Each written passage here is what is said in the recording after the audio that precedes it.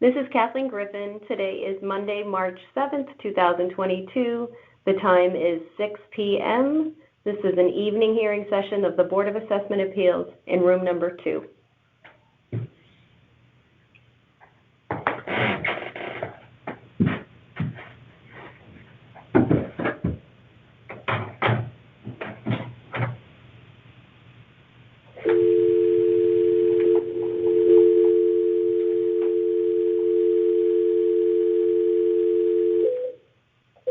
The call cannot be completed as dialed.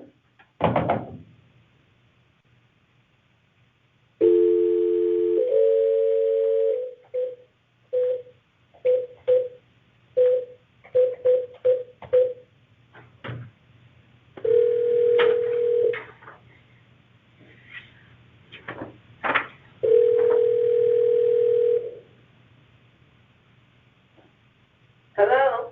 Hi, this is Kathleen Griffin calling from the Board of Assessment Appeals here in Fairfield for Helen Scala. Yes, hi Kathy. How are you? Good. Good. So I am here to hear your appeal tonight. Okay, hold on 1 second. Sure.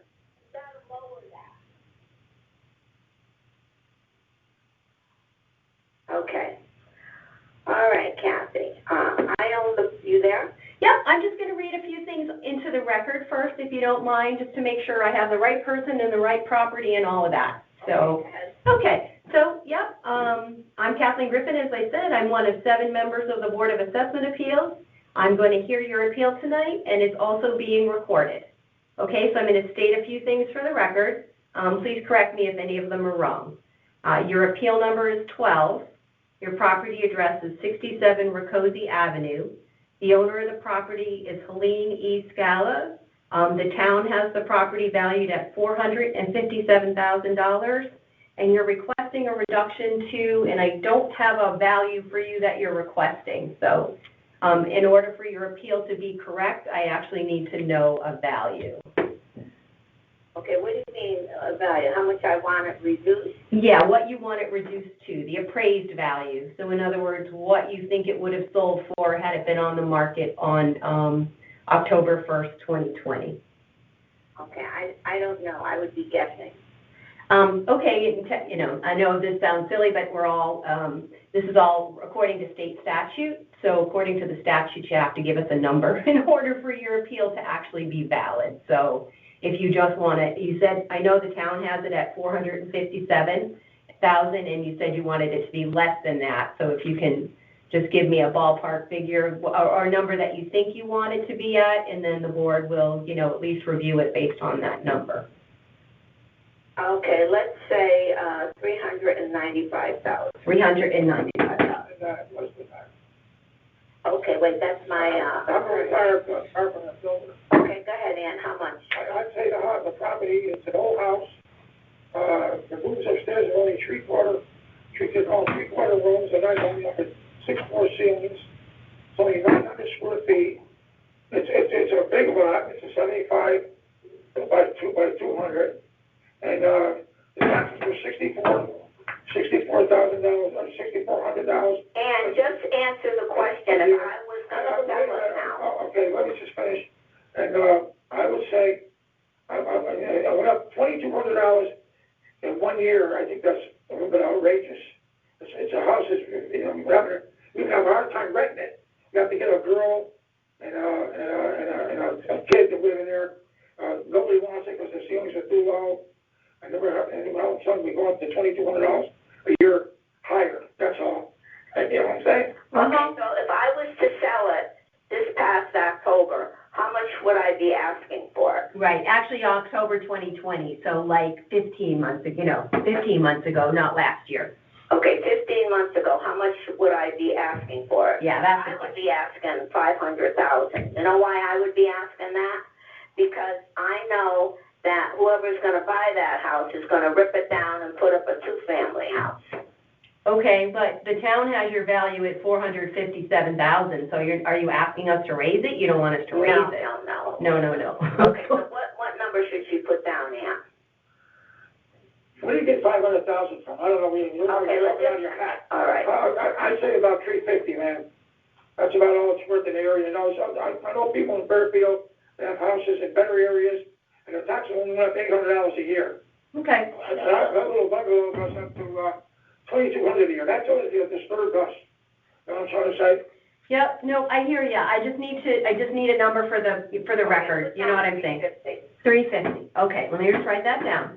Okay, and then the next thing I'm gonna do, actually, before you talk about it, is I need to swear you in, and I need to confirm who you are, okay? Yeah. So now I'm gonna confirm that you're either the owner of the property or an agent authorized to appeal on the owner's behalf. And I'm gonna swear. Owner of the property. Okay, and just state your name for the record. Helen Elizabeth Scala. Okay, and as if there's a second person on the call, sounds like there is. Yes, If you can. my husband of 50 years over, Oh. as Anthony Scala. Anthony Scala. Okay, so I'm going to ask you both to raise your right hand, even though you can't see me, and I'm going to just swear you in, okay? So, Okay. let me read you the oath, hold on. Where is it here? Do you solemnly swear that the information you shall give concerning the assessment appeal now in question shall be the truth, the whole truth, and nothing but the truth, so help you God? I do. Okay. Yes, I do, ma'am. Okay, perfect. Now is your chance to tell us why, to provide testimony as to why you believe the market value of your home on October 1st, 2020 was $350,000 and not the $457,000 that the town has assigned to the property. And the market value, again, is what your home most likely would have sold for on October 1st, 2020. So, if you can just talk to me a little bit about why you don't think it's worth the $457,000, why you think it's worth the $350,000. And then that will be entered into the record. Well, like Anthony said, it's not that really big, and Kathleen, it's Kathleen or Kathy? Kathleen. Mm-hmm. Kathleen, what I'm really concerned about, because I'm a buyer and I like to do things that are fair and reasonable, is this tax bill that I got now for 2020 on the grand list. It's down here at $8,630.92. On the 2019 grand list and the year before, it was only $6488.56. That's a difference of $2,142.36. That's what I'm all crazy about. Is the amount that it went up, okay. Yes. Mm-hmm. The difference.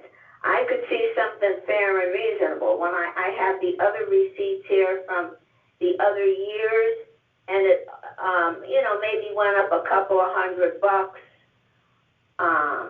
Like in 2018, the value was $64.88.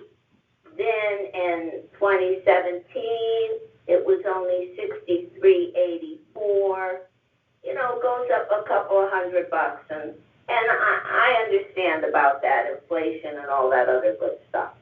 But this is like outrageous. Somebody's going to Cancun on my money. Not me, but I get it. I hear what you're saying. So, okay. So usually what we try to have you tell us is, are there other homes, on the street that sold for, $350,000 rather than $457,000 on your street or in that neighborhood? Do you have any? But they're newer homes. They're big. So they got rooms in. This has got a little bathroom off the kitchen. It's broken down garage in the backyard. I mean, it's the oldest house on the street. Actually, they should rip it down, really. But we're too old. We're too old, I'm going to be 80. She's going to be 76, Yeah, I hear you. Okay. And we're only getting $1,600 in one rent for it. We can't get no more than that. And we're renting that on the street. We're getting $3,000. Okay, so currently it's rented? Yes. Yes, it is. Yes. When they move out, we have a hard time renting it. And you're getting how much a They month? say it's too small. Okay. They say it's too small. Yeah. And you said you're getting $1,600 a month right now? Yes. That's right. We're losing money, actually. Okay. Sure we are. The town's getting $9,000 almost. And then the taxes and upkeep and We got to pay the landscaper to cut the grass. wear and tear, taking care of when something goes wrong. Yeah. I can't believe that. I'm just shocked that it went up that much. Yeah. It went up like $1,000. I say, okay, time is getting on, we have an Eastern house here. That they go nowhere near that. This Eastern house is a beautiful house here in Eastern. It's only $12,000 a Right. Okay, and so is it, how many bedrooms in the house? There's two upstairs, but they're so small. There's two. They call them 3-quarter bedrooms, Okay. because the ceilings are not 8 foot. Okay? Okay. And like he said, there's just one bathroom. It's a very, bathroom with a tub and a shower and a toilet. It's right off the kitchen. And then there's a family room. It used to be a bedroom. We made it a family room. And there's a sun porch. That's part of the family room. Okay, and then 2 bedrooms upstairs. I'm looking at the card here. Okay, I see a dormer on the front, right? A little, it's a cape. Mm-hmm, vinyl sidings. You've got oil heat? Yes. Okay. Oil steam heat, it looks like.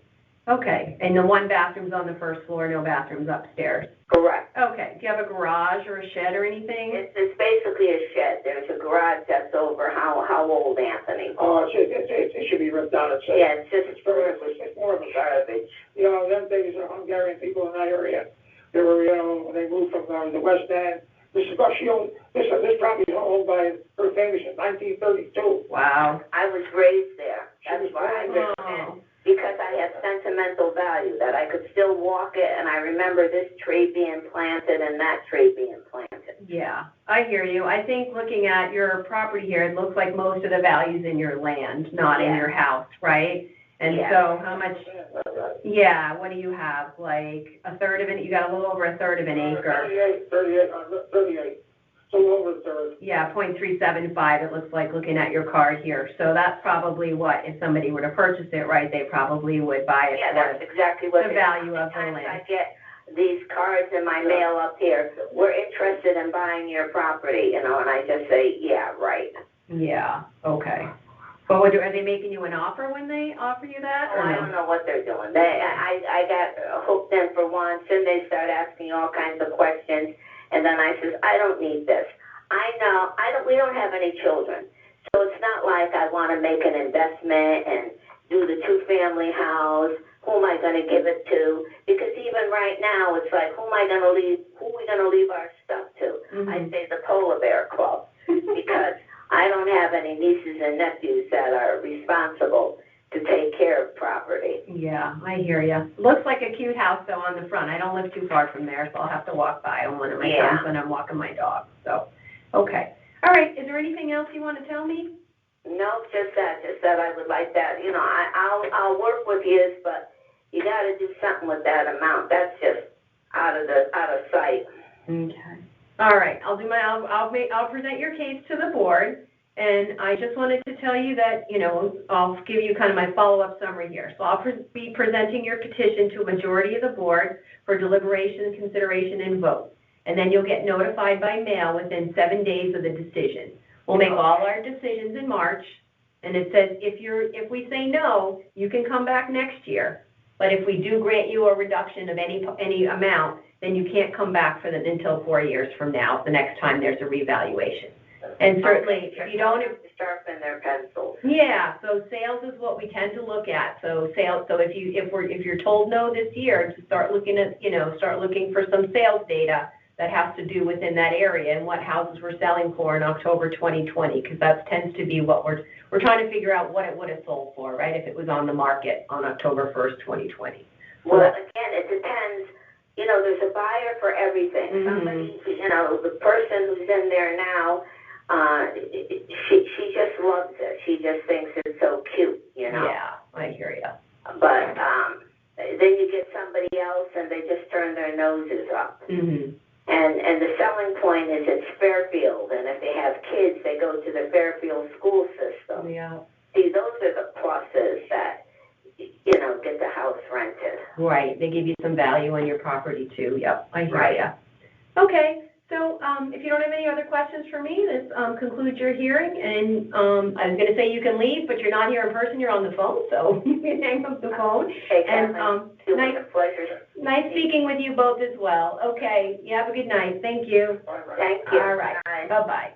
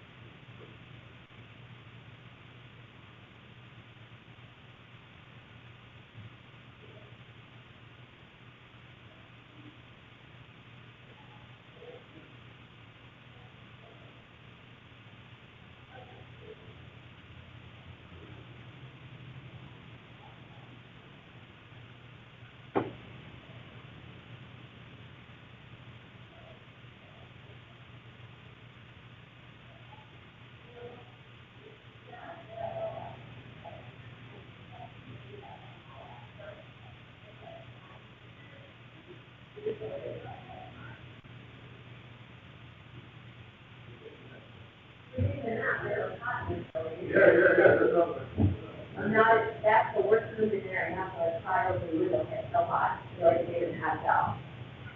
So we're in here tonight, though, actually, so. Bright lights, but that's what you get in an old building. So you can have a seat over there, and, I'm just going to read some information to you. I'm Kathleen Griffin. I'm one of 7 members of the Board of Assessment Appeals, and I'm going to hear your appeal tonight. Your hearing is also being recorded I'm here on the phone here, and the current time is 6:19. Oh, that's not bad. Yeah. All right, I'm just going to read a few things into the record for you. Okay. Please tell me if any of them are wrong. So your appeal Okay. number is number 15. The property address is 295 Pequot Avenue. Yes, The owner of the property is Helen and Burke, yes, LLC. Okay. The town has the property valued at $494,600, and you're asking for it to be reduced to $400,000. Yes, Okay. And then the next thing I'm just going to do is confirm who you are, whether you're the owner of the property or an agent on behalf of the property, and swear you in. So if you could state your name for the record. yes, my name is Ilhami Palik. I'm the owner of the property. Perfect. And now I'm going to have you raise your right hand, and I'm going to swear you in. Do you solemnly swear that the information you shall give concerning the assessment appeal now in question shall be the truth, the whole truth, and nothing but the truth, so help you God? Yes, I do. Okay, great. And if you can just sign on that paper that, I think probably all the information at the top is correct. And if you just want to sign your name there, that'd be great, and I'll take that from you.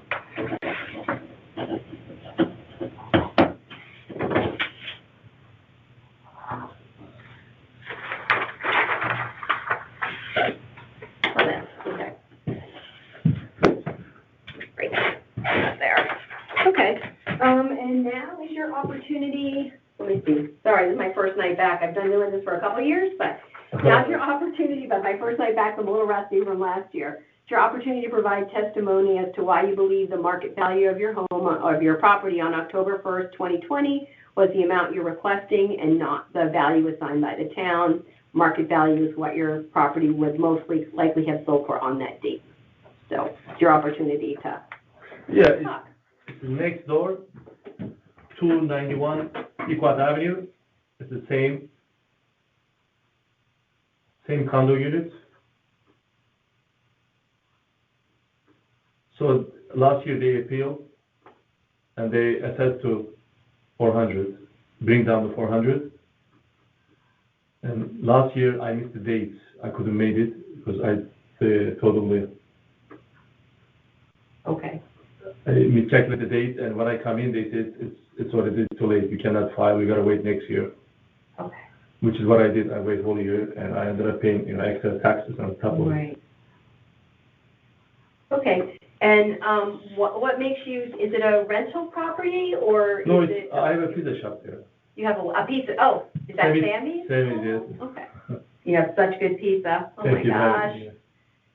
Caroline Deruga in the building department loves the pizza. Okay. Yeah. So it's rent. So did you have any? So do you rent it? How does that No, work? I paid myself, kind of LLC. You know what I mean? Okay. Yeah. And do you know what the rent is? Because when you have commercial properties, we look at both what the rental income can be as well as, what it might sell for.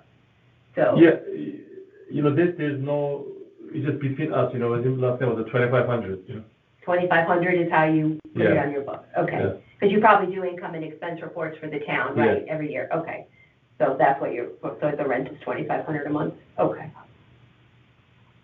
And did you look at the possibility of selling it, or did you purchase it recently or anything? No, I've been there, I purchased more than 10 years ago. More than 10 years, 15 years now almost. So that wouldn't, okay. Oh yeah, there's no intent, I'm gonna be there, hopefully my kids be there, so. Right. Sometimes with commercial properties, we look at both, what the income approach would be, like, how much can you get for it, right, for rent, and then they give help with that. If I'm the purchase, I don't mind put to 600, better for me, It's a better selling point. If you sold it, you'd sell it for. Yeah, then I say, you raise it up to 700, I don't care, right? So this way, it's a good selling point or a good argument versus appraisal. But now I'm a small shop guy, I'm been there, and it's family business. Right. And like I said, hopefully, that was the idea when I purchased that property. It was, be my own, You want to keep it. Yes. Yeah. Be there, not that someone come in and buy the property and say, now you gotta move, you know what I mean? Mm-hmm. So Okay. that was the purpose of it, and I am keeping that purpose. Okay. And if you were to go to sell it, because what we try to figure out is as of October 1st, 2020, if you had sold it, what would you have been able to get for it on the market? I never looked. You didn't really look? No, okay. never, Okay. because there is no intent to, Right. Because plus I don't want to put the devil in my head, so I'm just keeping. I'm kind of old timer. What I have, I keep it. So you have a very special place. Yes, I do. I even have a couple of rental houses. Even those, I don't do it. Even market high, I don't care. I'm keeping those for my kids. Mm-hmm. So yeah. That's all. I hear you. All right. Anything else you want to tell me? I know that she was reduced next door. As that was because she said we filed, but like I said, I misdated date. I come here a couple days later. Mm-hmm. She said, it's already late. Yeah, you have to do it by. Yeah, you have to buy certain time. Yes. Yeah, but no. I put in my calendar. I tell my wife, remind me. So I come in. I did homework. Actually, I have to see you tomorrow too. So Oh, you have another one tomorrow? I have the rental. Oh, for your rental property. Yeah. Okay. Like I said, even those two same things. Anything I buy, it's not mine. It's kids. Mm-hmm. So I work that way. I figured I did what I did. Yeah. So just gonna pass on. Oh, that's very nice. Yes. So yeah. That's how I brought up. That's how hopefully kids appreciate it too. Yeah. That's how we are. As a parent, what do you want to do? Best thing. You want to take care of your... Yeah, mine take all my cars. I don't know how that happens. I've never traded one in. For some reason, it always goes over there, just at the right time. I never sell car either. Even I had I give the brother to the, Yeah. the other brother. So never made money on the last car. Always lose money. You took care of it, so at least know they're going to be safe, right? Yeah, that's what I always say to myself. You never know what they're going to Yes, buy. you know what they get in, Yeah. Yes. Yep. All right, so All right. So we just needed to try to figure out how you wanted to get to the 400, and it sounds like your primary argument is because she got it next door? Yes. Is that really what you're saying? That was it. Yes. Okay. Yes. Just wanted to make sure we got you clear. Yes. So, okay, I will just tell you how it's going to go from here.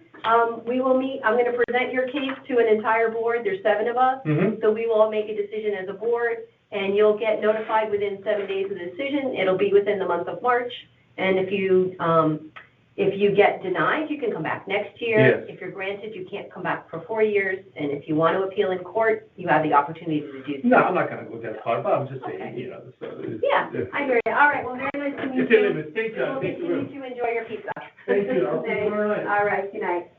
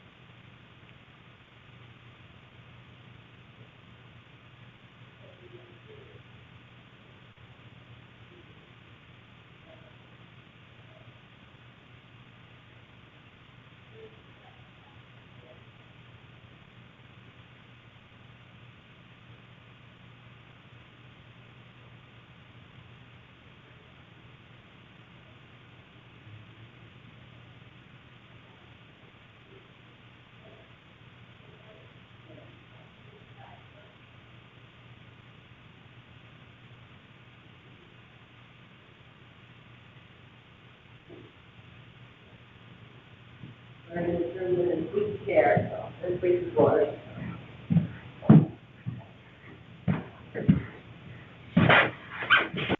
You can have a seat over here. I'm just going to have you sign that in a second, and I'm going to leave some things into the record here first for you. So, Okay. all right, then it got me confused here. So these two I need to put away. Okay, so my name is Kathleen Griffin. I'm one of 7 members of the Board of Assessment Appeals, and I'm here to hear your appeal tonight. And your appeal is also being recorded here on the phone there on the chair. Okay. Okay, so I'm just going to state a few things for the record first. Just correct me if any of it is wrong. Okay. Your appeal number is 23. The property address is 34 Post Road. No, that is incorrect. By the wrong person? Yes. Ramp LLC though, right? Yes, 2 Post Road. 2 Post Road, okay. Yeah, actually it's addressed to the correct address Okay. on the letter, but the property address is incorrect. Okay, 2 Post Road, so maybe they just put the wrong address on the form here. That's why I always read these things. Okay, so does the town have your property valued at $1,010,600? No, it was valued at, I believe, 700. So that might be the assessed value Oh. and not the appraised value. It says town's value right here. Sometimes people fill it out. Yeah, that's the assessed value. So that's yeah. Sometimes, and then the assessed value is $707,420. Okay, no, Yeah. it was 1,000,000. $1,010,600. Okay, so we have the right amounts. We just have the wrong property address on there. Okay, and then it sounds like to me your request is to have the penalty waived. Is that what you're? That is correct. Okay, so. Okay, so next I'm just going to ask you to confirm that you're either the owner of the business or an agent on behalf of the business. So if you could state your name for the record and whether you're the owner or the agent. I'm Ronald Chakravarty. I'm one of the partners in Ramp LLC. Okay. And I've got your name correct on the form there, right? And you're That's correct, yes. one of the partners.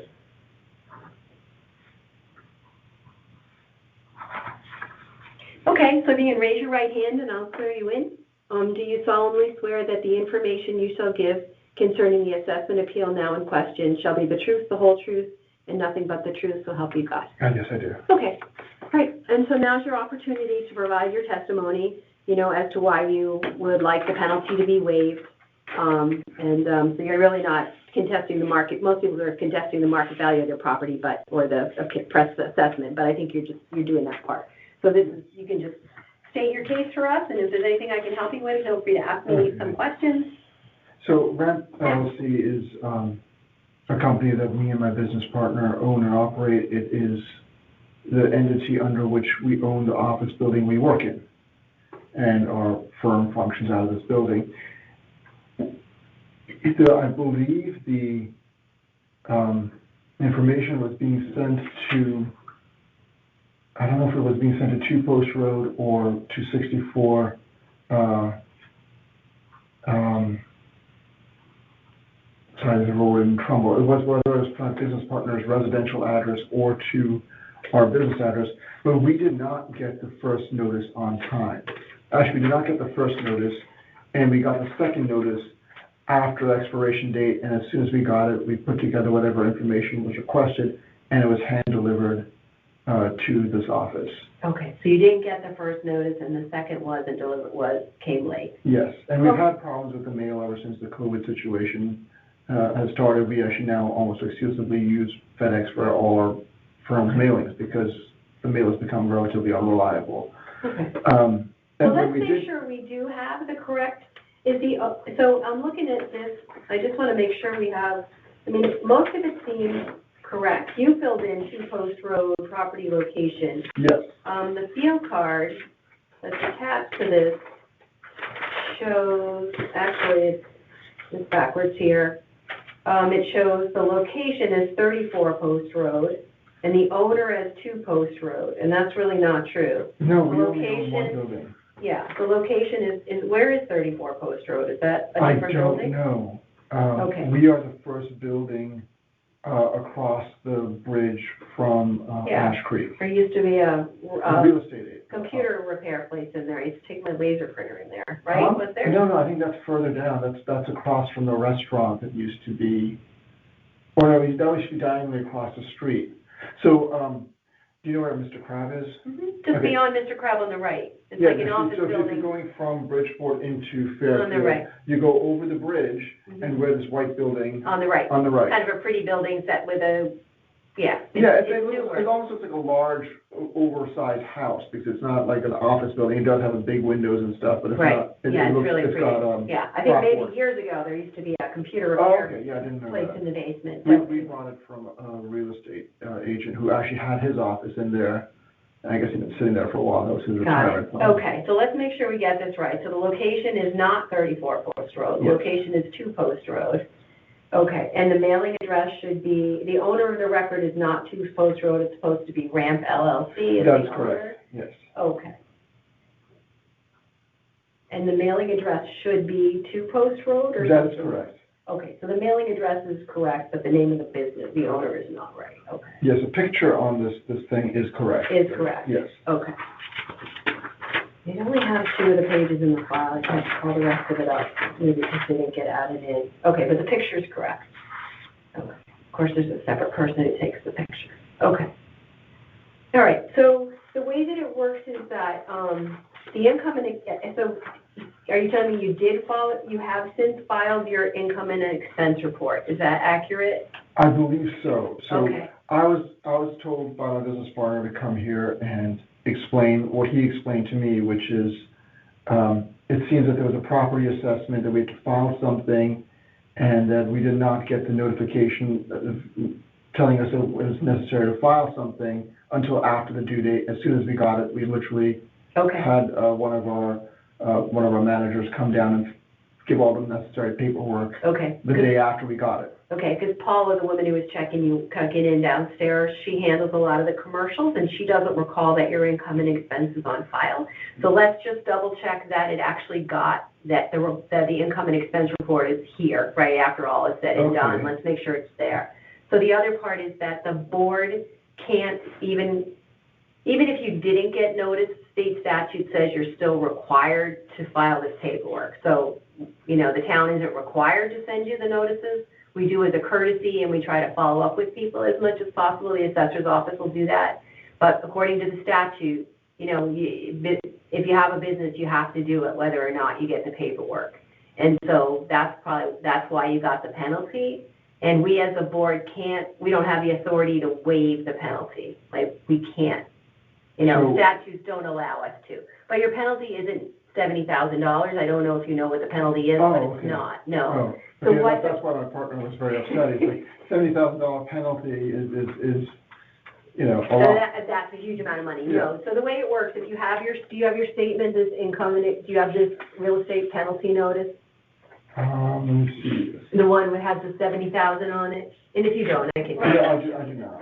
You do, okay. So this got submitted with your thing, so I can see it. So what basically ends up happening is that this was your assessment, the 707, right? That's 70% of the $1,010,000. Right. Okay. And then because you didn't file, you get a penalty. The assessment gets raised by $70,000. Right. So instead of paying taxes on 707, you're paying taxes on 778. Right, but that's still a significant amount. So it's $1,900 additional in tax. Right, that's a very heavy penalty for not filing. Right. Is there any discretion? Penalty equals a 10% increase. We don't have the authority to do that. So the only thing I can think of is if there was, some other issue with your filing and it really did get filed, the fact that the property location is wrong. But we can't, as a board, we don't have the authority to do that. Okay. And this happens, and you're not the first one that happens to, where people start their new businesses. I mean, if you were to tell me your property's not worth $1,010,000, then, you could have argued, okay, well, our property's not worth $1,010,000. On the appraised value, it's really worth $650,000. Then this amount would go down. But it doesn't sound like you're not saying that your property's not worth $1 million. You're just saying that you want the penalty waived. That's what I'm understanding. So, I had Paula calculate the amount. I wrote it down. Where did I put it? There's too many papers here.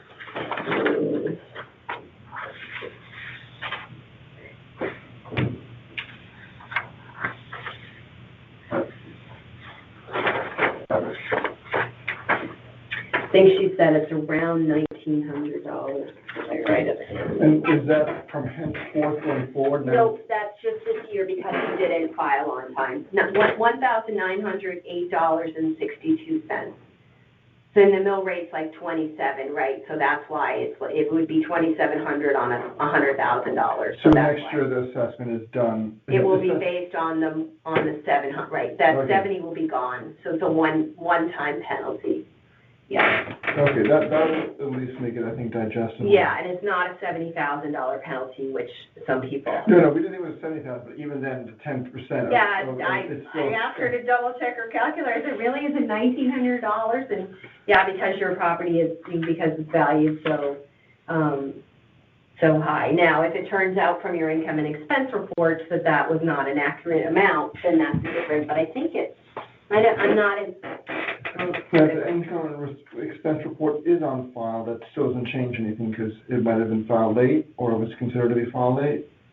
That's why I feel like if you would need to make sure what the dollar amount was on that, because she didn't seem to think that they had it at all. Okay. Because usually you're taxed not on the, this is a real estate penalty notice. I don't know. I'm going to take you back down there. She can explain to you better how it actually works, and I don't want to, sometimes it's on the content and not the building, and I just, maybe you have $1 million. My father's under the impression that from going henceforth, the assessed value would be $70,000 extra for every year, and therefore we're paying an additional $1,900 or $1,700 every year, which then it becomes like, oh, now this is really going to hit us because it's going to be. No, it's a one-time. Okay. And did I give you the sheet to sign over there that you did, reported? actually. Okay, I just need you to sign that. I forgot. Sorry.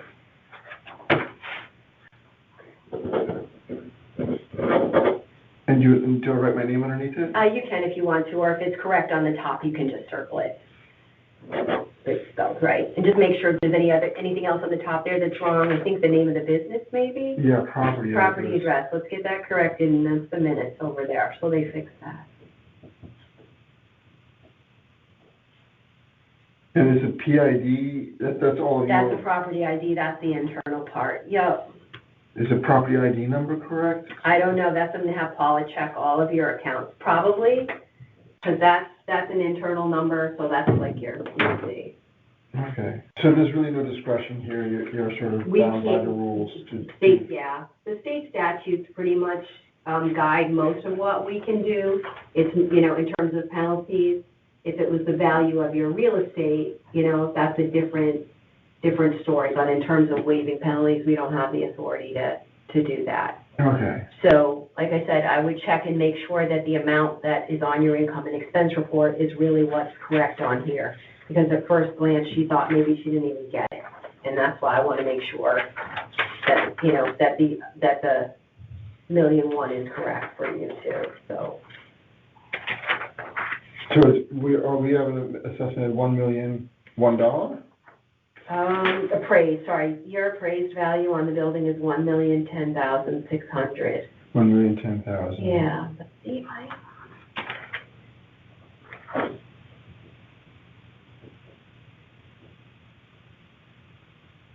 that's what the town says your real estate is worth. And the theft is always 70% of that. That's the whole state of Connecticut like that. I'm just going to look up probably 34 Post Road. Let me see. Yeah, let me see if 2 Post Road is even in here. Yeah, that's so weird. There is no 2 Post Road, not in our database. There's a 34 Post Road, the owner's Ramp LLC. On the card, it's saying the owner of record is 2 Post Road, and the mailing address of 2 Post Road. So it looks like, again, that's the building that I'm thinking of. Yeah. So, and you paid $1,055,000 for it in 2018, right? Yeah. So it's probably $1,010,000 is probably most accurate Commercial's gone down, so. Yeah. I just want to know why it's under 34. That I don't quite understand. So we'll get that fixed for you, but let's make sure you've got your income and expense reports in, okay? Yeah, So that you don't get another penalty for that, and that it's going to the right place. Yeah. Okay. Do you have anything else questions or anything? No, Okay. I'm glad you explained things to me. Yep. I appreciate it. So I'm just going to say I'm going to present your petition to a majority of our board for deliberation and a vote. You'll be notified by mail within a week of the decision of the board. We'll make all our decisions in March, and if your appeal's denied, you could come back next year, although this one, you won't get the penalty again as long as you do that. And if you're granted a reduction, you can't come back for 4 years. So, but you're not appealing the thing. So I think you're not appealing that. But you can always go to court if you want to, but I don't know if that, that would be up to you guys to decide. No, we just, I think the main concern was if it's like a permanent penalty that carries on. So I think. No, as long as you get I think it's June 30th is the date that they have to be in by. I think the income and expense reports are June 30th. Okay. Mm-hmm. All right, and again, I thank you for explaining this all to me. Yeah, and she can do it better because she does it every day. That's part of her job, and I quickly asked her before you came in, I said, I want to make sure I had it correct, but yeah, we know we can't waive the penalty. It's a question of, but she didn't think she saw your income and expense was back into her email when she said that. So I'll walk down with you and make sure you got it. You think your partner's rather than somebody you off? Oh, we do all.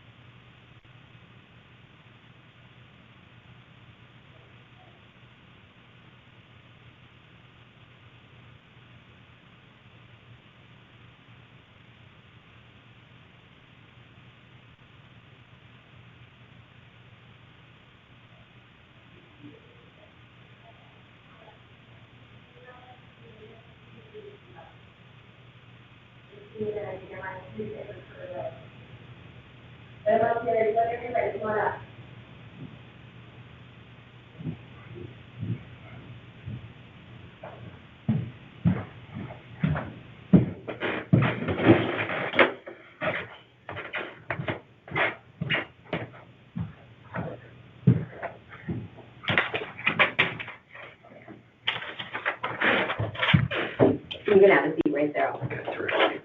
Hey.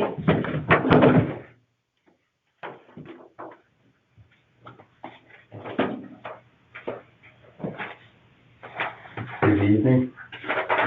No, not compared to Oh, last. that's good. Not compared to last year. This year we have 110 appeals.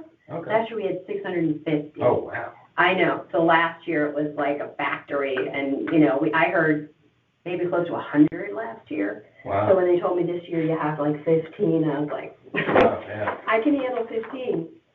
Yeah, we'll get them all done in a couple of days. So, that's good. Okay, let me see what they give me here. Okay, so this is for you. Once I swear you in, I'm gonna have you sign this for me. All right, and then I'm just gonna read you my little spiel first. So I'm Kathleen Griffin. I'm one member of 7 of members of the Board of Assessment Appeals. I'm gonna hear your appeal tonight. The time is 6:59 p.m. And I'm just going to read some information about your appeal, just make sure that's correct, okay? Sure. So your appeal number is 38. The property address is 70 Long Meadow Road. The owner of the property is Julian Stephen Marks. The town has the property valued at $979,500, and you're requesting a value of $685,650. And is that the appraised value that you're asking for? Just want to make sure we got the right amount. Yeah, so I'm referring to the assessed value. Assessed, okay. Yeah. So we need to divide that by 0.7 to get to what you're asking for. So give me 1 second. So yeah, calculator this year. I put down here, the statement of value. I actually included what I saw as the assessed value.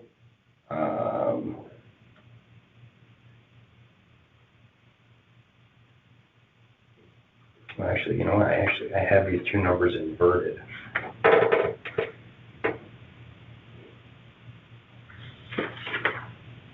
The town has your property value at $979,500, is that right? Oh, on your sheet, I see. Okay.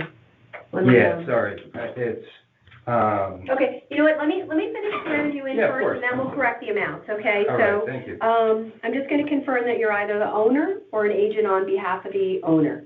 And so if you could state your name for the record. Yep, Stephen Marks, I'm the owner. Okay, great. And then just raise your right hand and I'll swear you in. Do you solemnly swear that the information you shall give concerning the assessment appeal now in question shall be the truth, the whole truth, and nothing but the truth, so help you God? I do. Okay, great.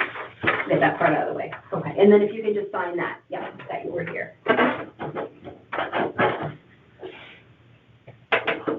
Okay, so let me just.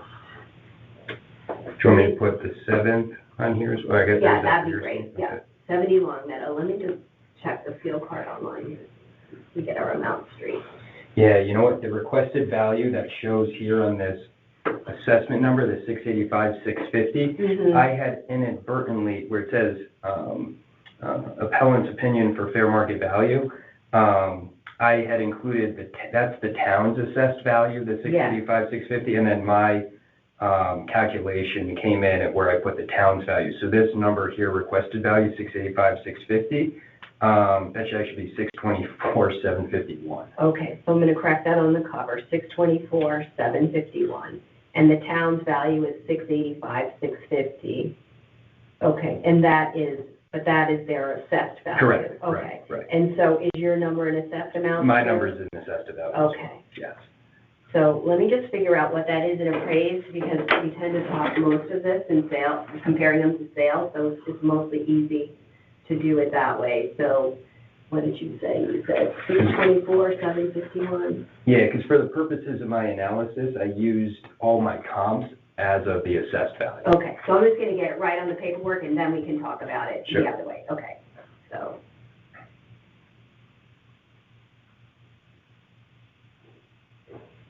So I think it comes out, if you want to double check my math, for $892,501 is what you're asking for in appraised. And the, what is the factor? Sure, 0.7 is 70%. Oh, 0.7, Yeah. okay. So I think I took your number and Yeah, so divided it. Yeah, so 892,501. 501. Okay, so that's the number that we're going to put in the minutes and stuff, Okay. just so that it's apples to apples. Okay, so 892,501.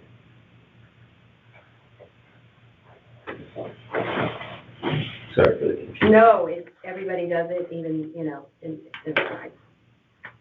And if the state would just change it so that they didn't do 70%, they did it on 100%, it'd be a lot easier, but that's not the case, so, okay.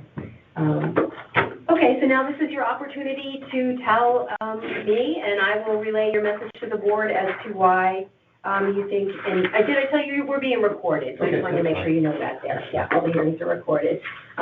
why you think the value should not be the $979,500 that the town put in and the appraised value at $892,501 or assessed $624,751.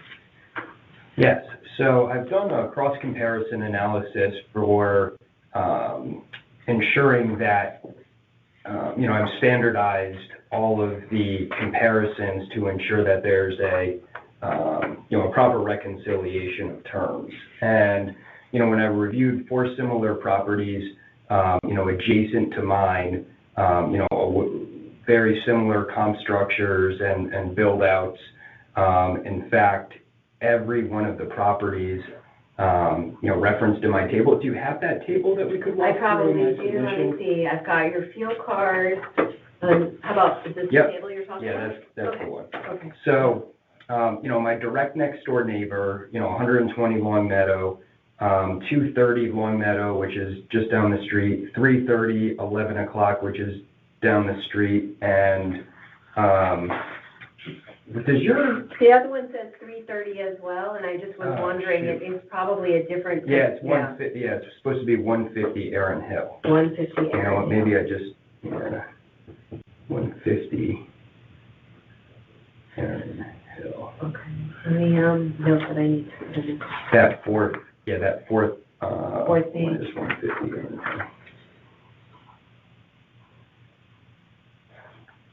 Or hold on, let's see. It's 150 Erin Hill. Let me just make sure that. I mean, because the numbers are all different than Yes. the 330. Yes. Okay. Bear with me for one moment.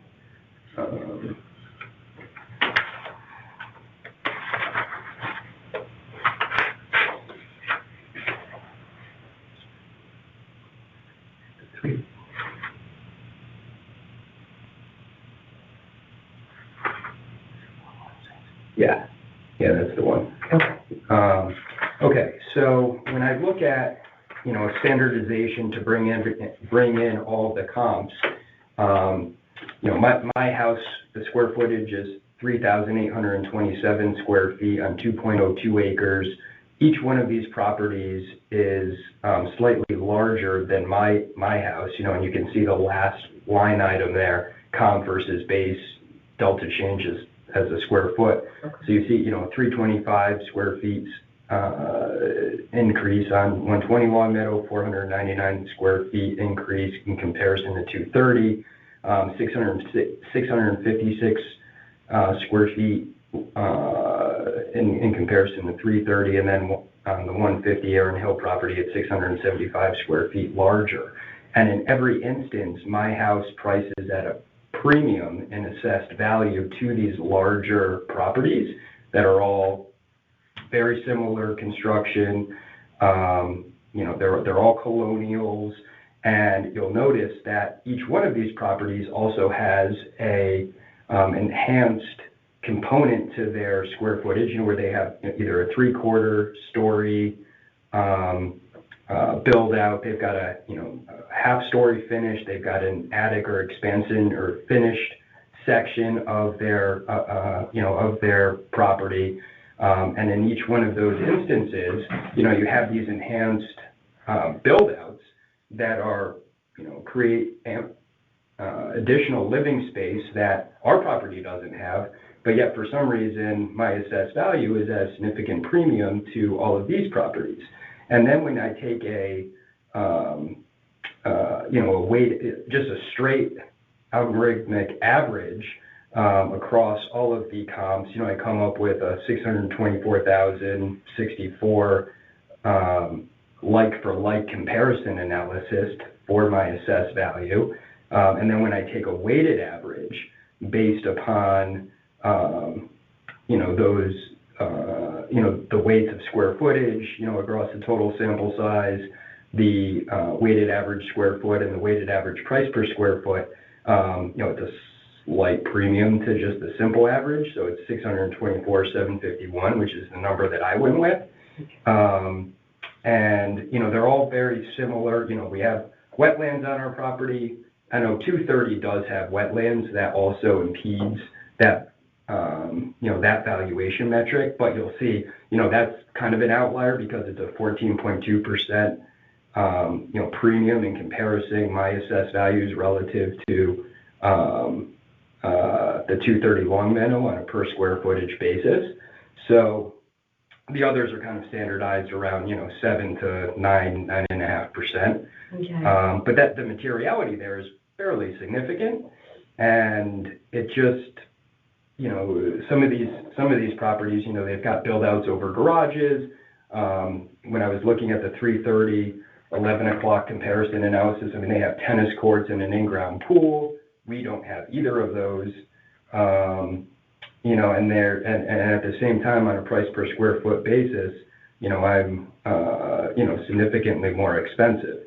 So, I think that using a four property comparison analysis for similar properties, would allow for my property to be viewed as an outlier for some reason. I mean, we have done work to the property. Okay. In the sense that, we did a renovation, but so have all these other properties throughout the years, Right. And it's evidenced through some of the, increased living spaces that, that you can see in here. And, I don't know if this helps my case, but I brought with me tonight a survey, and one of the situations, we just had a survey done from,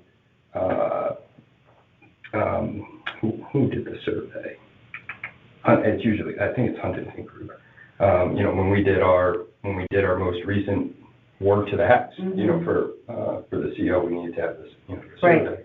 Right. But, I've been working with engineering and the tree guys, because what you'll notice, and I brought this. Let me see it. Yeah, Okay. you can have this. Sure, we'll put it in the record. What you'll notice is on the left side here, I just got to plug in my computer card, 4 sides here. you'll see something called a watercourse. Yeah. Do you have wetlands in the back there, or do you have a wetland setback, or do you actually have? No, yeah, we have wetland setbacks because, Yeah. when we were, I had to file a wetlands bond and everything when we were doing our work. Right. But there's you'll see this watercourse on the left-hand side in kind of that lower left quadrant. I know, you need kind of eagle eye to see this. You need the up-close one. Okay. Did you see that? Do you want me to point it out? Is it on the left-hand side? It's on the left-hand side. Okay. I see the wetlands marker. Yep, and so you probably have a dotted line there. Well, what I'm looking to show you is this watercourse, which is right here. Okay, that one there? Yeah, Okay. so that connects here. So there's wetlands that's in front of the property. Okay. But what's happened is we take all of the water that has been channeled from Congress Street. It all floods down into the front of our property, and this is through like the drainage system and the water collection system. And I've been working with conservation and engineering to come out, and they're actually going to be trenching out a pathway so that we don't have all this pooled standing water in the front of the property. But they're going to be trenching out a better water course. But my point here is that we take all of the town's water supply for this runoff that comes down Congress Street, and because of the pitch, it all accumulates at my house. So what happens is all of this water comes down, and then, it kind of gets, the idea is that it gets channeled, back to the left side of my property. So, we take on, rather than the town trafficking this water supply down to the low point through to Reading Road or wherever, having it go down Congress Street, we take all of the water onto my property from the adjacent street. Right. So I mean, listen, that's just like a separate little tangent, which is different from, Do they have an easement then for this, or maybe they can just do it? I'm sure you're working that out with them. Yeah, the town guys are all working through that. Yeah. They just came in, they took down some of the trees so that they could trench out. And the tree warden came and took them down? That's right. But again, just something kind of unique to our property, that we're taking all that water from Congress Street and routing it through, my property. Okay. So, but that's just kind of a separate tangent. Mhm. But I think the main analysis is that, when you look at the table and you look at the comparison analysis and you normalize for a price per square foot basis based upon the assessed values of the comps, and you look at what those property build-outs, have, as far as those amenities, and then you look at ours where we don't have any of those features, there's a certain, I think it makes sense to kind of normalize my value, my assessed value relative to, the peer group that's been identified. Okay, so I'll just tell you a little bit about how we usually look at properties. And so one of the hardest things for people sometimes when they look at their properties is they think they should be what their neighbors are at, and sometimes their neighbors are too low, and sometimes their neighbors are too high, and sometimes they're, are on. But what we're really trying to get to is what your house would have sold for on October 1 of 2020. And I'm not saying that all the relative data doesn't indicate that maybe something is, something else needs to be adjusted on your property, but it's hard to tell, like, did any of these properties sell? If they're similar to yours or better than yours, have they sold in the last 2 years? Do you know any sales information on them? Or were you just pulling, properties because they were similar to yours? Yeah, I mean, I just, like, if a bank came in to do, just... Yeah, do you have a mortgage appraiser? Have you refinanced for your work or anything like that? No. Okay. But I just pulled the, the property cards that I included. Right. Do those have any, or any of it? See, because what we usually try to figure out is what the market value, or what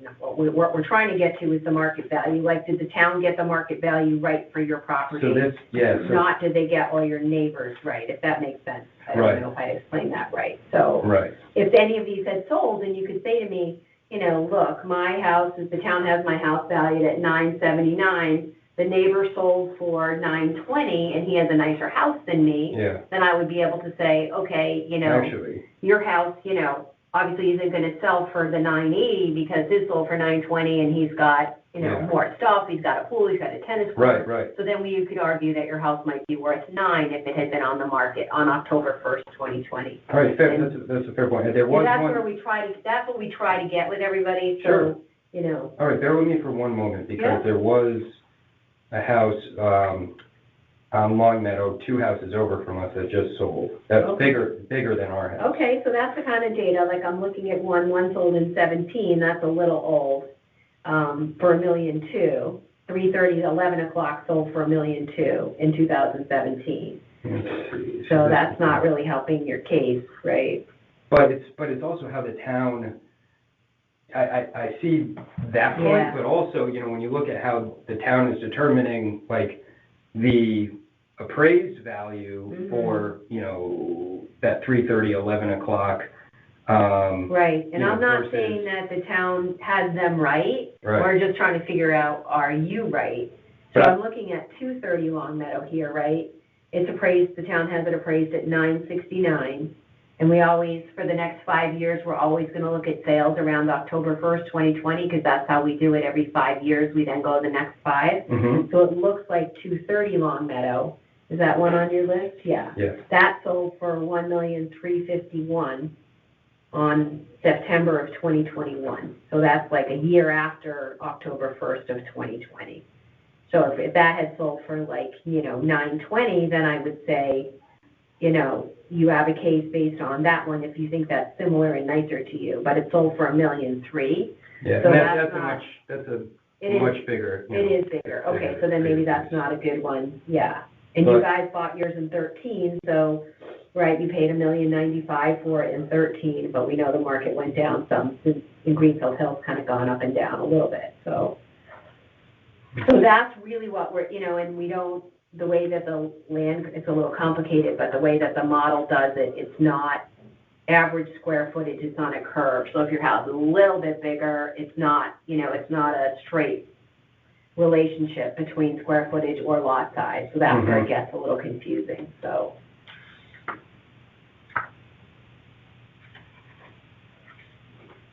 Yeah, it looks like.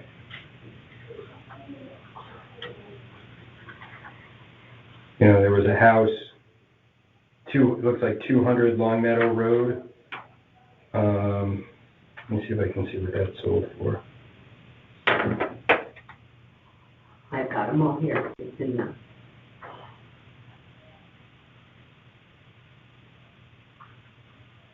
Because while the assessor has like mass appraisal software, you know, and they try to build models that will figure out everybody's when the market changes, we just try to find the anomalies and, you know, or look for that and try to figure out people who come in. So that one sold on July of this year for $999. Yeah, and that's 5,000. That's 200 Longmeadow. Yeah, 200, and that is 5,183 square feet with a pool. Okay, so 200 Longmeadow sold for $999, and we're trying to get to October 1, 2020, but we will look a little bit beyond that. You know, we try to look at the year up to that, but then we'll also look at the year after. So that sold for $999, and let's see, it's appraised at $905, and you said it's bigger than you? 5,183. Okay. And that's 2 houses over. And so would you say it's similar to yours? Similar lot size? Yeah, it's Okay. like 2.14 acres, you know, a little bit bigger lot size. And they have a pool? They have a pool. And that sold for $999. Okay, so they have a garage, maybe their garage. It looks like the house slopes off a little bit. They have a garage. They have 2,000, it's 3,500 square feet. Okay. Where the other one that you had talked about, the 230 Longmeadow, that sold for a lot more, right? That sold for $1.3 million, I think you would say. Yeah. So that's really where we're trying to get at is, you know, is what it would have sold for on that day. So. Now, when I called, you know, to talk to, you know, when I talked to the individual, they said to do it this, like, the way I did it is kind of how they told me to think about structuring this. So that's what I did. Yeah, we have a page on the website called the assessment appeal page, and we kind of give instructions on what to do, what not to do, and, you know, kind of how to build a little simple table, which basically is to just find some houses that are very similar to yours, you know, size, you know, style, age, square footage, and then show the sale prices of those and the dates that they sold, and then tell us why yours is nicer than this one, not as nice as that, and then that's how you come up with your requested value. It's actually pretty simple. So I guess I did the same thing, but I used the town's assessed value for that comparison. And then they didn't sell, right? So you're not using sale price, you're using the value that the town put on the property, not what it sold for. Right, yeah, some of these haven't sold. Exactly, so that's why. But, you know, when I look at, I mean, it is odd to me that our house, which is smaller than all of these, you know, in comparison to... Yeah, I don't know why yours is higher than the others. It just doesn't make sense. Yeah, I know, and that's the hard part, because sometimes people come in, look, my neighbor's so much lower than me, and I always have to say, yeah, but, you know, what would yours have sold for if it was on the market on October 1st, 2020? That's what we really want to find out. So looking at your card, it does look like you have a generator, right? You are getting... As do all of the comps. Yeah, so that adds $10,000 to the value of your property, and it looks like you have a shed that's valued at $4,000, and then your living area is 3,800 square feet, right? Yep. And your lot size. That's right. And every single one of the comps has, like, enhanced features beyond that. Right. But don't think that, but when we talk about comps, we talk about sales comps and not just comparable properties in your neighborhood. Does that make sense? So like this is a good sales comp, the 200 Longmeadow, because it's sold. So we have a market value. We know that in, you know, whatever it is, July of 21, it's sold for $999. So yours is not as nice as that. The town has yours at $979. So perhaps you're not worth $999 if theirs is much nicer than yours. So that's like your best, you know, that's your best argument right there. Whether it's worth $892, you know. But anyway, okay, so does that make sense? So I think, let's see, I don't know if I have any other questions for you. I know you said you had the wetlands on you, you know, you've got that watercourse coming in, and that's right. You know, that affects the values of properties as well. So, okay, I think, if you don't have any other questions for me, That's it. Yeah, if you want, I will add this 200 Long Meadow to your case. Yeah, It no, I came up in appreciate our that. conversation. And, I'm just gonna read you kind of like and I'll put the wetland stuff in there. I think that was important that you brought that. And what I always say to people is, look, if you didn't, if we say no, just because you didn't make a good enough argument or whatever, you're welcome to come back next year. Mm-hmm. And some people keep coming till they understand their story, get the story, they really have good data on the sale. That's what we try to find. So I'll be presenting your petition to a majority of the board for deliberation and vote. You'll be notified of the board's decision within 7 days. We'll make all our decisions in March.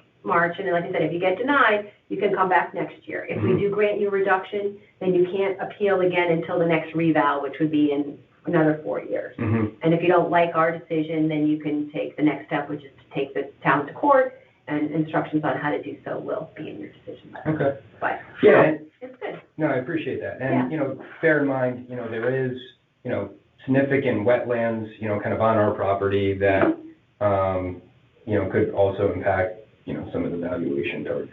Yep. Okay. Yep, But, and affect your sales price. Yeah, So that's really what you're trying to say, look, Right. October 1st, 2020, my house would have only sold for $900. I Right. wouldn't have been able to get $979 for it. That's sort of what, that's how we present it to them. Yeah. And then that works, and then your reasons for saying that. So you've got a Okay. sales comp, and you've got some other issues with your property, and that's a bigger house, so, yeah. Okay. All right? Well, thank you very Sounds much. good. I appreciate No, it. not at all. Nice No. to meet you. Nice to meet you as I'll well. take this from you, I'll sign it and put it in your file. Okay. And you're all good, like I said, we have a very small number this year, so we should be finishing up, making our decisions, definitely by the end of March. Okay. Okay? Well, thanks so much. All right, nice Have a to great meet you. day. Bye-bye. Bye-bye.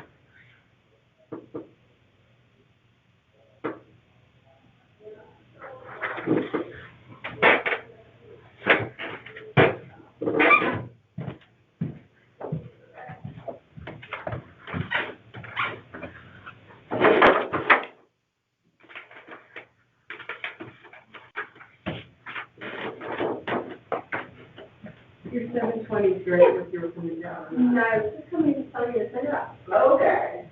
My room number got moved over, but whatever, I'm here. Okay, it's good.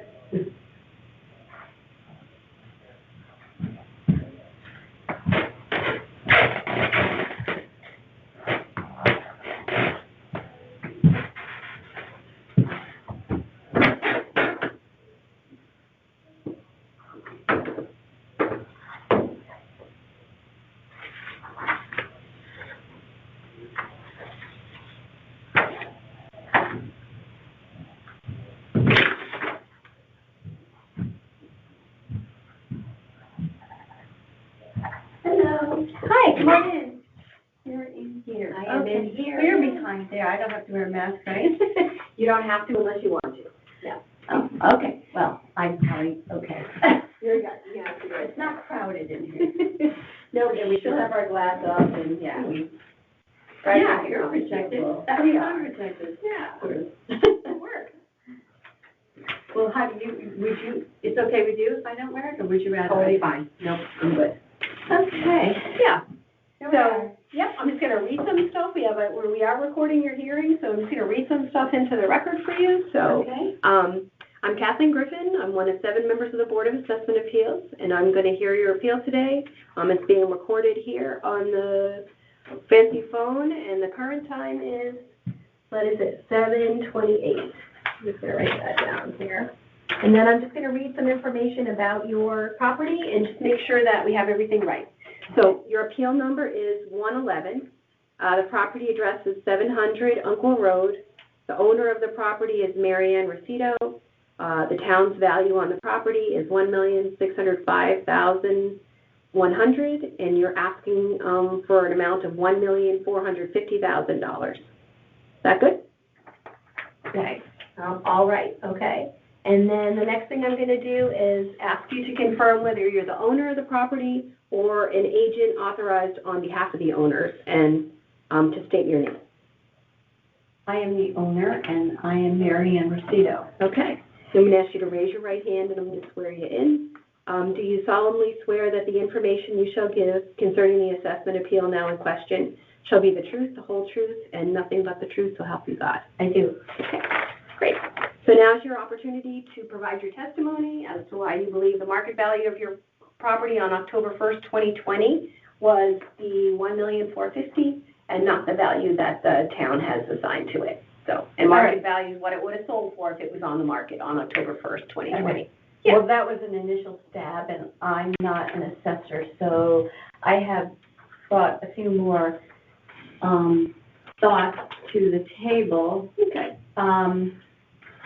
First, I have a couple. Oh, yep, I just wanted to sign. Sorry, I always forget to tell you guys, just to sign once you're sworn in so we know that you read your oath. Just a signature here? Yeah, that's fine. You are the person at the top, so no, it's fine. You don't have to write your name in. Okay. Great. I'll just take it out to your file. Okay. Yep. That's great.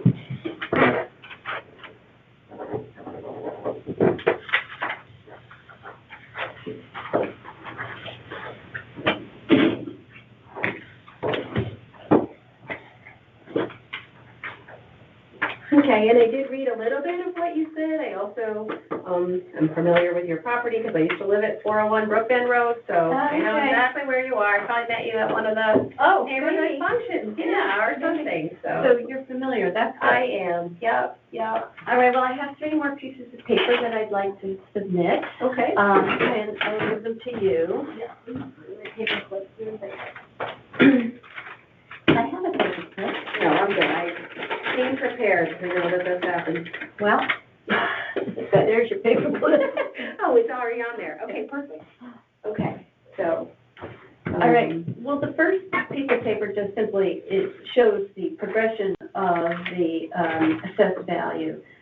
And it is a renovation of my parents' house. Well, it's my house now, but I lived there since 1960. My father built the house, little history. So we started out at $981 before the renovation, and then on 2/5/21, I got a new appraisal of $1,371,000, which looked pretty much within what it should be. So I just said, well, okay, how did I think that was what it should be or could be or was within the range?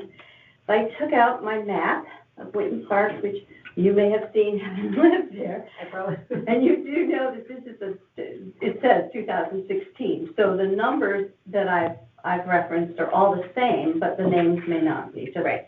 I'm probably still on there. Are you? You might be. I probably am.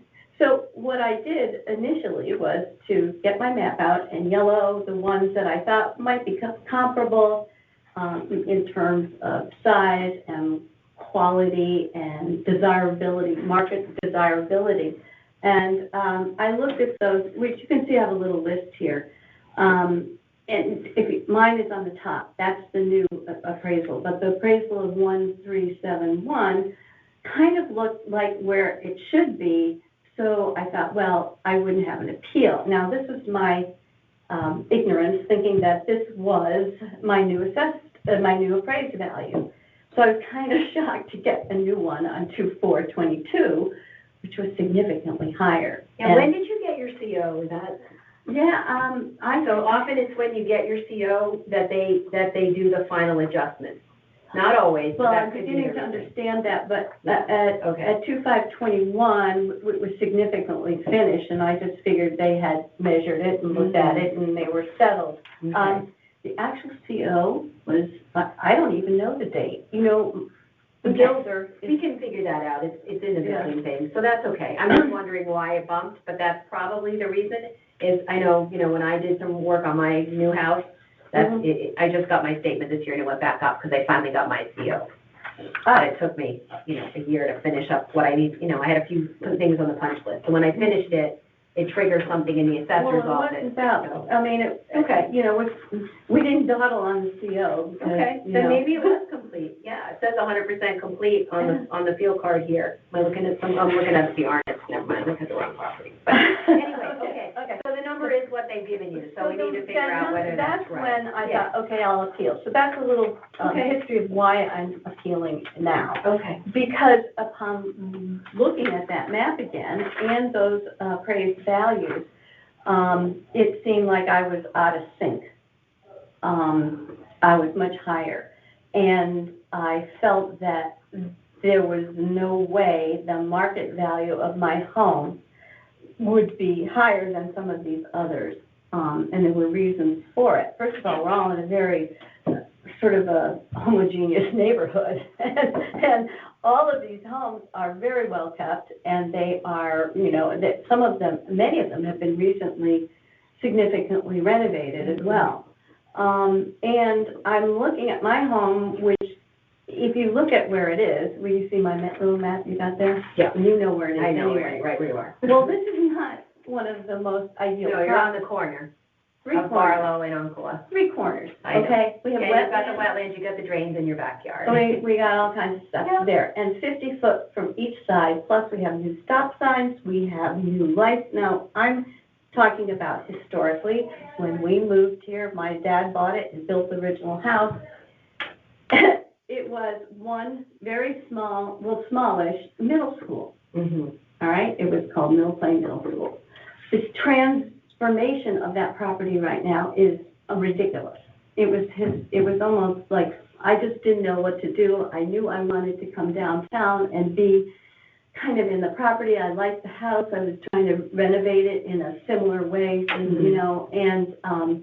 but I was really hesitant, because now we have a huge high school. We have an additional, a middle school. We have lights from all of them. Parking lots in front,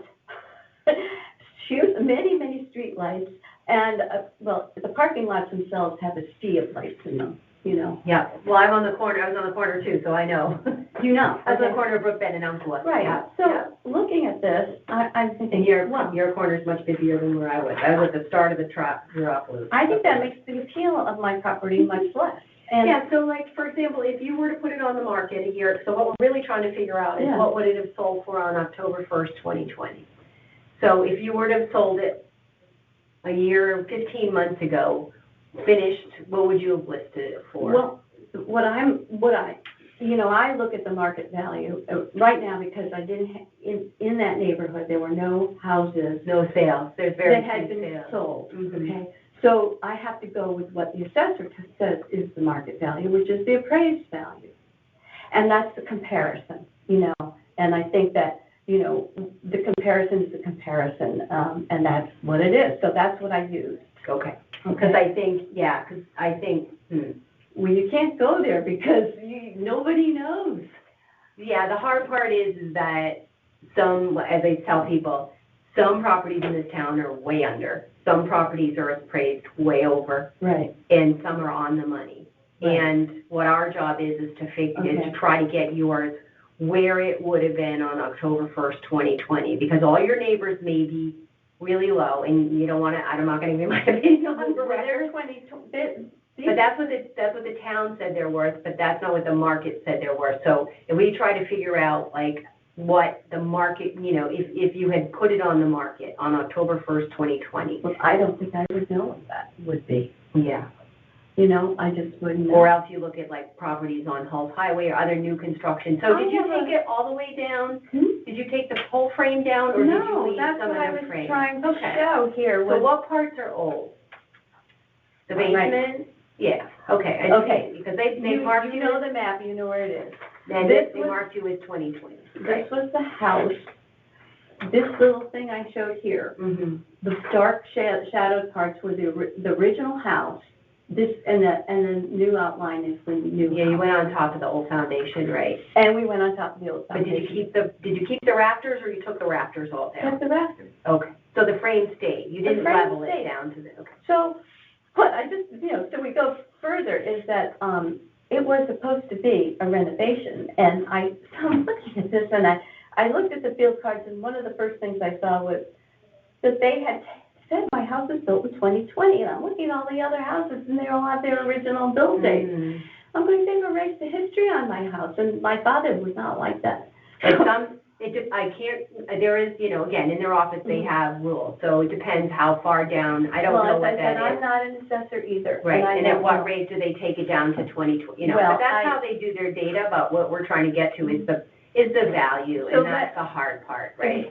Well, it is the Because hard part. somebody sold for like $2.4 million in there, but you're not like them. Huh? The one that was on Brook Bend that sold a little bit earlier. But we're talking about assessments now and appraised values.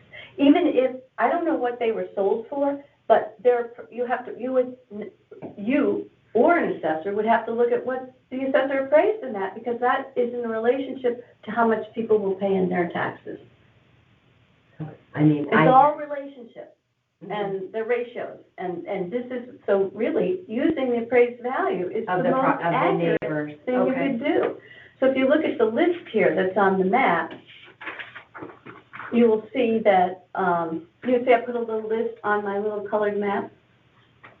Is that the new one? No. Did you have this, something that looks like this in there? Yeah.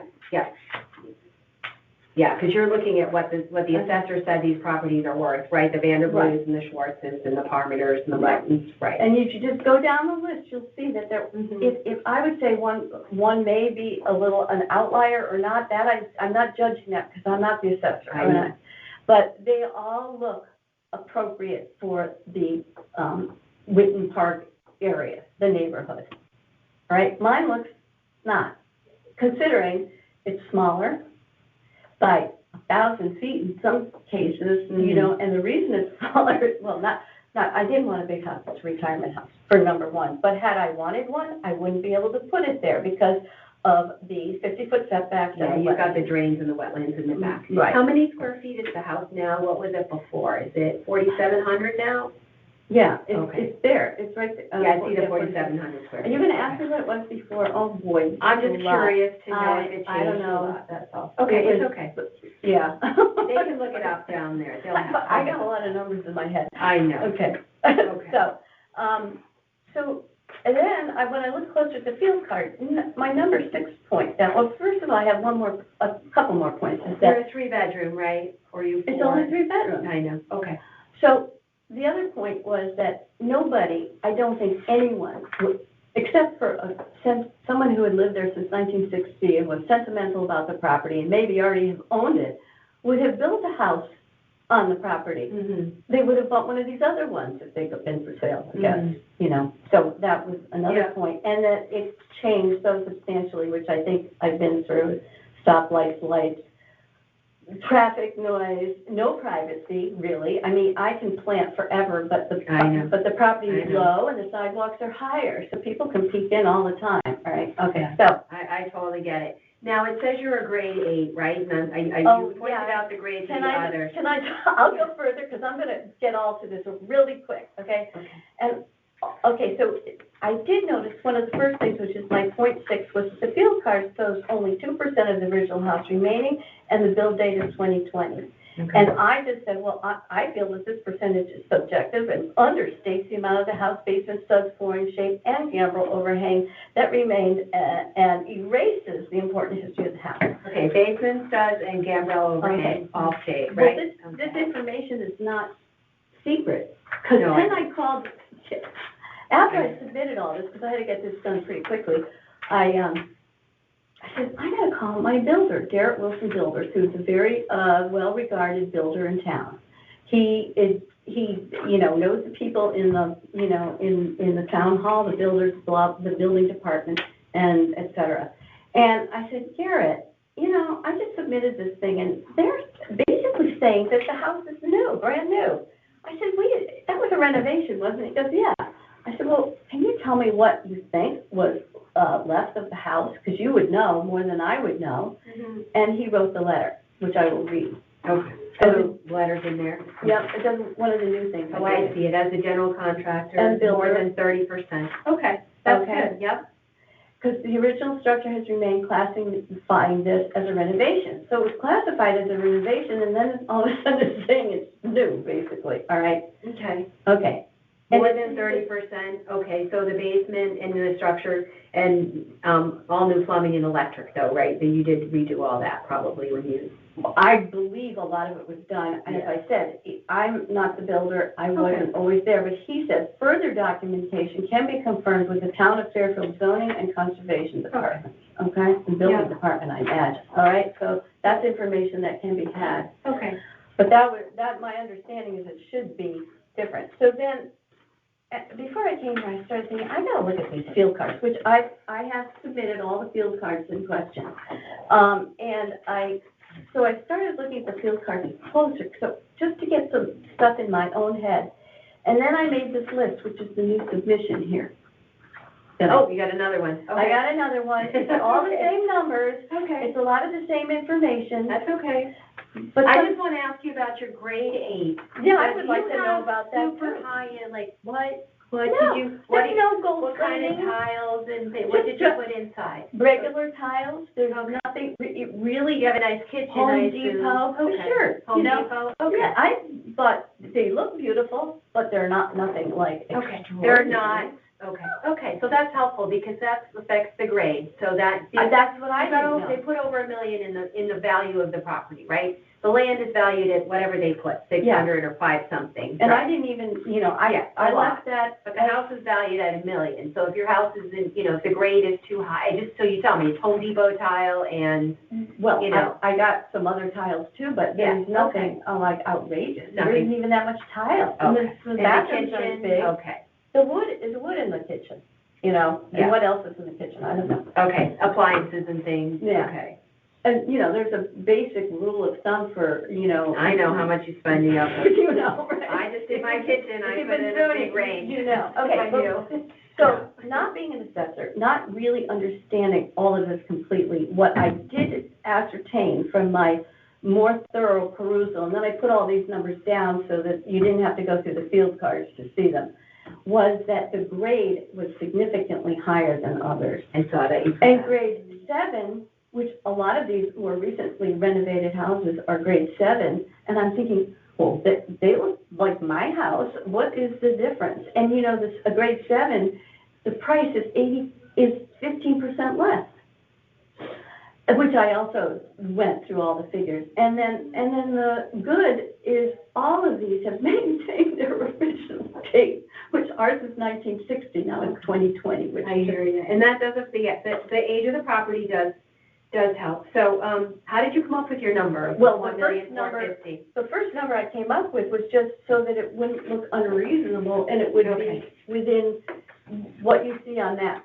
What everybody else has. Yeah. Okay. But even if you reduce this by 10%, reduce the grade, and reduce the amount of good by 10%, you get a figure that's more like 1423, which is like the 1450, but that's only 10%. If you reduce the grade even just to 7, and you say more of it's more like a renovation, you're going to get lower than that. Did they come through? Do you know? Did the assessor's office? I'm pretty sure they did. They did. Open, Okay. And the builders were there and everything. Sometimes they drive by. Sometimes they come in. Okay. So okay. Anyway, that I think finishes it up. Yeah, you just unfortunately you don't have any sales. That's what we're saying because you couldn't find sales. any. Okay. No. Yeah, like I said, I think there was one that sold for $2.4 million, but that was the big. Do you know what the appraised value on that is? again, I'm looking, we try to figure out what your house would have sold for, so that's what we're trying to get to. You are there, and then you send it back to the assessor's office. We can decide whatever, like, our job is really to figure out what it would have sold for October 1st, 2020. Okay. And I know you're saying that they're figuring it out, I know. So it's like, a new construction house that's 4,700 square feet, what might that house be valued at? And generally in town, that would probably be like, but at the end of the day, it's still your land and your house together. If you put it on the market, what a broker would have maybe sold it for, or your broker to give you an opinion. But your taxes won't be based on that number anyway. No, it would be if you appeal here. It would be based on October 1, 2020. So if someone sold their house in like August of 2020, we would probably set their appraised value right at about what they sold it for, if they came to us. The assessor might have put it lower or higher, but if they came to us with a sale, but you didn't sell it. I don't understand all of it, and I'm gonna be It's selling okay. a house right now on Reading Road where I live, and I have absolutely no idea, because before all of this pandemic, the Greenfield Hill was in the soup. But now you're good, because you're gonna get I all don't of know it. if I am, and I don't know how good I am. I just don't know, so that would be hard for me. I tried to do the best I could here. No, I think it is hard, because there are no sales in Winton Park. I looked quickly, there was another one on Umpqua that sold, one of the ones that set back, as you come up Umpqua on the right-hand side, there were two there, and one set back in the back there. And then your neighbors in the back sold in like 18. Actually, when I sold mine in 18. That's a little bit later. And Whitten Road on the side over there. No, off of Umpqua. There's two houses next to, off of Umpqua. yeah, Okay. off Umpqua. There's a shared drive, but those sales I were don't in 18. consider that neighborhood. It was part of Winton Park. Those the two houses, oh, no, now. Oh, the little ones Closer to the train station. Okay. Right, no, the ones closer to the train No, station, one of those sold in Those like houses are significantly 19 smaller. or 20, too. and they're smaller. Yeah. I don't remember that. It's really sold for hard to $1.3 make, that's why I only picked the houses that I thought were within the range. So I just didn't want to, throw some wild. I think there's one big one that sold on Round Hill. The two new ones on Round Hill Road, kind of on the left-hand side, about halfway up on the left. They were about 10 years old. If you're driving there across from the university, go past the Winton Park houses. There's two in there on Round Hill Road on the left. One of those guys sold. He's big, Well, it's an but it's a interesting busy thing. road. It's sold, okay, so, do you see the 647, the last one on this list here? Whatever list you want to look at. Yeah, 647. That's the Fairfield University. Yeah, that's President's House. Yeah. I mean, that is about the same size, a little bit bigger, the same kind of acreage. Yeah. It just didn't, like I said, I'm looking for President's House. But that's okay. That's Okay. You're good. I totally get where you're coming from. Like I said, I think the age, there's a lot of things that are valued, how they valued your house, and it's not like you, even though it's a new construction, you didn't, or fairly new, whatever, it's a renovation, 30%. I'm not saying it's not a significant I know. renovation. And your number's $1.4 million, and so, that's basically if you're saying you put it on the market October 1st, 2020, well, you got $1.4 million for it.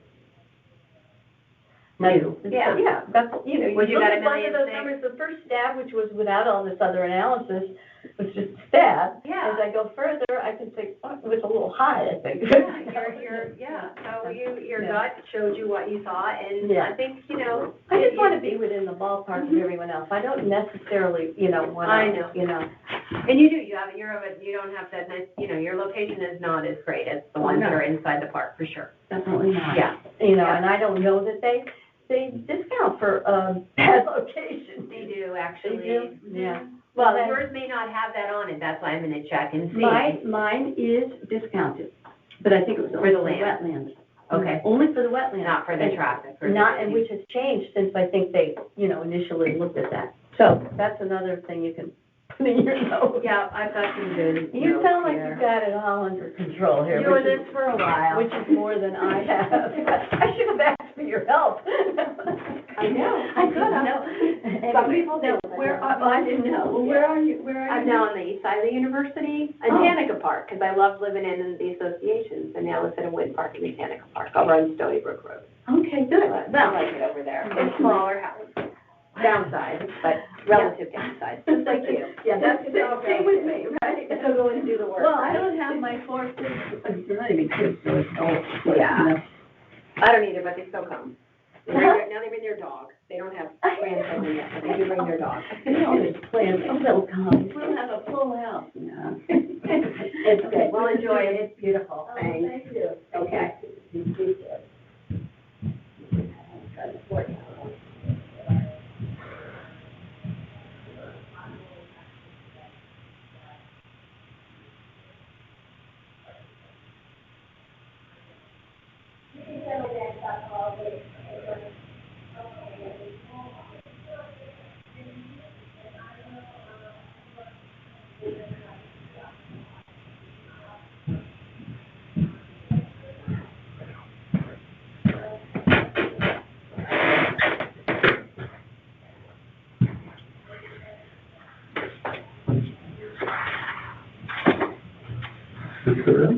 Oh, hi, yes, come on in. Sorry, I'm just getting myself I'm very disorganized tonight, I don't know why. Take your time. You're welcome to have a seat right there, and I will pull out your paperwork, and, Does it matter which chair or anything? it doesn't, no? And are you Ridgely? What's your property address? Okay.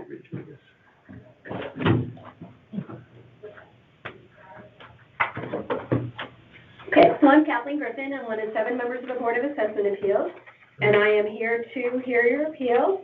I'm just going to, and your appeal is being recorded here on the phone here on the chair. So I'm just going to read a few things into the record, and just correct me if any of it is wrong, and it's 7:54 p.m. Okay. So your appeal number is 116. The property address is 48 Ridgely Avenue. Owner of the property is Todd Hutchinson. The town has the property valued at $344,900, and you're requesting a value of $290,000. That's correct. That's accurate. Okay, great. And so then I'm just going to ask you to confirm whether you're the owner of the property or an authorized agent on behalf of the property, and state your name for the record. Owner, Todd Hutchison. Perfect. Okay, and then I'm just going to ask you to raise your right hand, and I'm going to swear you in. Do you solemnly swear that the information you shall give concerning the assessment appeal now in question shall be the truth, the whole truth, and nothing but the truth, so help you God? I do. Okay, I'm just going to give you she must have walked off with my, you got it, great. I'm going to ask you to sign that this was, I just swore you in there on that. Okay.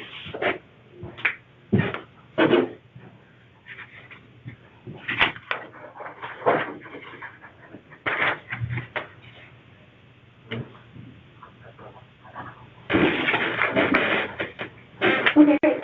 And now this is your opportunity to tell me, or through me to the board, why you believe the value of your property is the requested value of $290 and not what the town's value of $344,900. And obviously, we're looking for the value that your house would have sold for had it been on the market on October 1st of 2020. Right. Okay. Should I start now? Or? Yeah, you can start whenever you're ready. I'm going to be referring back to the letter I sent, which contains pretty much Yep, most of here in the information. file. Yeah. In that letter, I kind of pointed out how, my house is it's in a certain condition. Before that, I also pointed out the, 3 other homes in the area that recently sold, 2 of which sold for less than the appraised value. In other words, the appraised value issued by the town to 2 homes in my area were higher than what they were actually able to sell for. The 3rd home I mentioned is 244 Greenfield Street. It sold to the town of Fairfield, and it actually sold for more than the appraised value. Whereas the other 2 that are actually on my street sold for less. One being appraised at $321,400, but only sold for $290,000.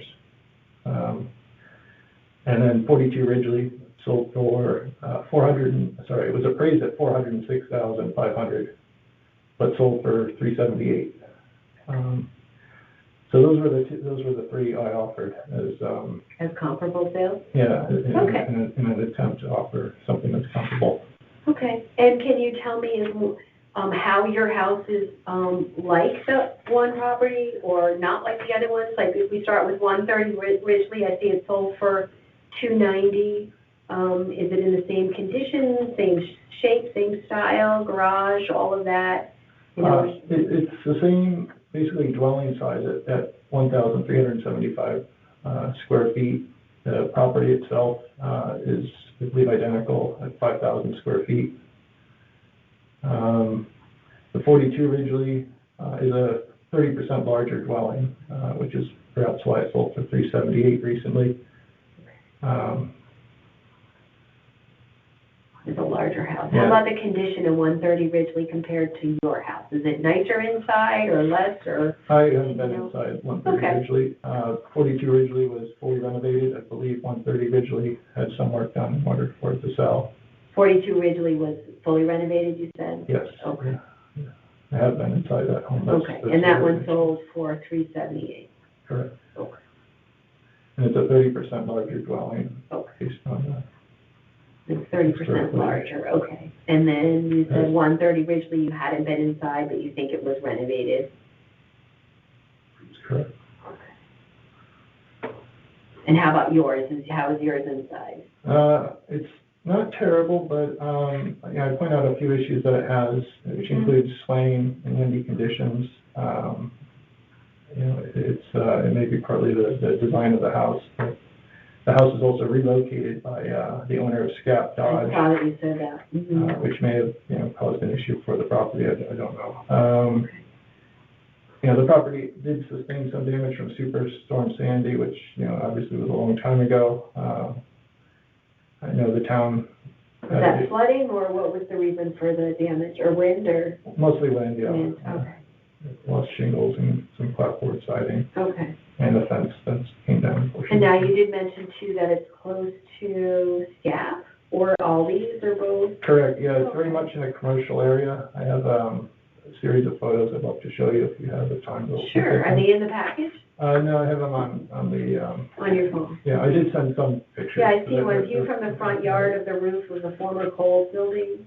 Correct. And that's what you see from your front yard. That's correct. We overlook the roof of the Kohl's. Okay. And the litter at Scap. And do you think that the 130 and the 420 Ridgely are as close to Scap? The 42 is, the 130 is further. The 42 is closer to Scap? Okay, and further away Actually, from all in a sense, these? they're kind of both, but they're further away than I am as far as, Further from Scap? yeah. Okay. We're both on the same street. Okay. And the other, I'll look at your photos in a second. The only other thing I did quickly look at was that your house has a garage. Correct. And do the others have a garage? You don't think they do, right? No. Okay, so the town has your garage valued at $20,000. So $20,700. So that would add, so even if your house was identical to like 130 Ridgely, because I think you asked for $290, right? That's what your requested value is. Correct. So kind of the same amount as the 130 Ridgely. But if the house is similar square footage, similar condition, 5,000 square feet, if you think their location is better than yours or worse than yours, about the same? It seems like it has a larger yard, which may be because they don't have a garage. Taking up most of the land, so they have a more useful property in terms of. Yeah. And the town has your garage valued at $20,000. Yeah. So is it in decent shape, your garage, 2-car or 1-car? No, it's not really in decent shape. Okay. It's needs new siding. It has had some termite issues. Okay. And is it a 1-car or 2-car? 2-car, but only 1 car is accessible because of the location. The house was basically positioned there. So you can only use the 1 car? Yeah, there are 2 bays that could be used, but it makes it difficult. To get into the other bay? Okay.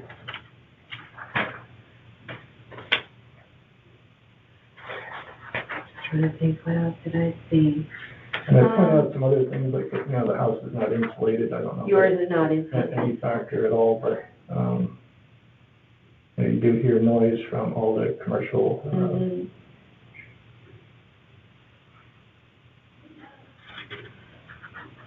And the other one sold for $340 378, 42 Ridgely. And would you say that that is, you said it's fully renovated, so do you think it's nicer than yours inside? Yes, I think it also possibly has a rental apartment or something that might be. The owner that had that property, the prior owner lost it in foreclosure because he basically bought it, similar to when I purchased mine, just toward the top of the bubble. Got it. And that's the one, so 42 Ridgely had the apartment, or is it 130 Ridgely? 42. Okay. And it has a rental. Okay, so that adds income and adds value. Okay. All right, you want to show me the other picture? You don't have a phone there? You don't have a mouse phone, but if you do.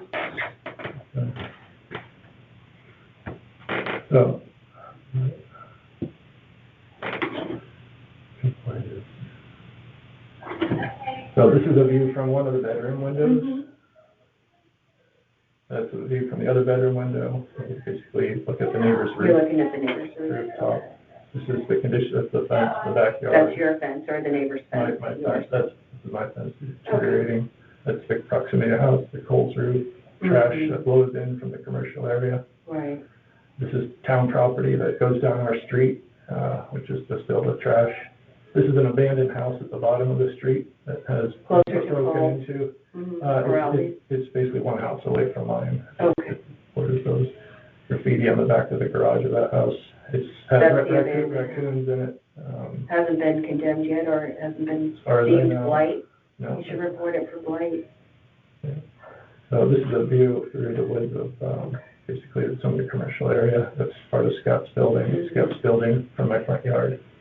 Got it. So that's the roof of the building from the street in front of my house. Mm-hmm. And there's the back of Scap over there. And this is another house in the area that's pretty much in rough shape. Mm-hmm. Distance between the two houses. And then there's the beautiful country. That we renovated 3 times. Been renovated a 4 times too.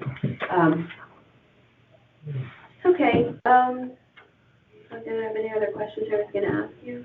I don't think so. Anything else you want to tell us, or? Not really. For the record? No? No, I mean, my parents met with you about their property, not you personally, but another agent from the town, and they complained they had issue that one of their neighbors' houses was much larger, the size of the property was much larger, and there was no adjustments made to their property after that meeting. So I don't know how optimistic I should be, but... Well, so what I usually say to people is, the assessor uses what's called mass appraisal, right? So the system has a formula. It tries to get everybody right. They don't value every property individually. So in any bell curve or whatever, right, some people are going to be assessed too high. Some people are going to be assessed too low for what it would have sold for. So if you look at your neighbor and they haven't sold, the town may have them wrong. So that's the hardest part. People come in and say, well, my neighbor has, and sometimes the neighbors are just under. So if they do what you did, which was to bring in sales, to prove the market, we really want to know what the market value of your house is, because that's what's fair to everybody, is that's what we want to tax you, right? We want to tax you on what your house would have sold for on October 1st, 2020. So what we try to ask people to do is don't, look at what your neighbor's assessed at. Find some sales that are similar homes to yours in your neighborhood and tell me why yours is worth more or yours is worth less, and then give me a number, kind of between those. And I think that's what you did. You picked a couple of sales on Ridgely, that's right on your street. You talked about why yours is nicer or not as nice, why theirs is, you've got your garage, we talked about that. So that's pretty much, that's what we try to do. And certainly if you sold it in September of 2020 on the market, that'd be easy to say that your house was worth, $290 because that's what it sold for. But when it didn't sell, it's hard for us. We have to try to figure out, what's the best way for us to know, did the assessor's mass appraisal do a good job or not? Right. And it's usually looking at sales in the area around that October 1, 2020 date and coming up with a value, that fits in there. And I think, you came with 290, you picked, one of the sales on the street. We talked about how yours is compared to that one and not, but, closer to the things, all this stuff that's going on. So often if they come in and they just say, my neighbor has, but the neighbor didn't sell, then it's hard to, we're not going to make over to where they're supposed to be. But we don't go do that. We just try to help the person who comes in to say, I think I'm over, and here's the reasons why. Because my house wouldn't have sold for $387 on October 1st, 2020. I couldn't get that from my house. Got it. And then, yeah. So I don't know what your parents have done or said, and also if they got denied, if they can get some sales data that really shows that they're not correct, then they should bring it. Okay, I'll share that with them. Yeah, Okay. feel free. That's why, they can't do it this year, but they come next year, it still gives them relief for 3 more years. You'll get, if you get relief, you'll have it till the next reval in 2025. Great. Yeah, so the earlier in the year's process you do it, that holds for 3 years until the town goes ahead and, looks at all the sales again and tweaks the data and comes back. Okay. So that's what we're here for. We're here to find the people who are, overappraised, that the town has them too high. Very And good. we try to fix that for them. Well, thank you. Yeah. Okay? Thank you. Sounds good. All right, nice to Have a meet good you. night. Thank you. Thanks.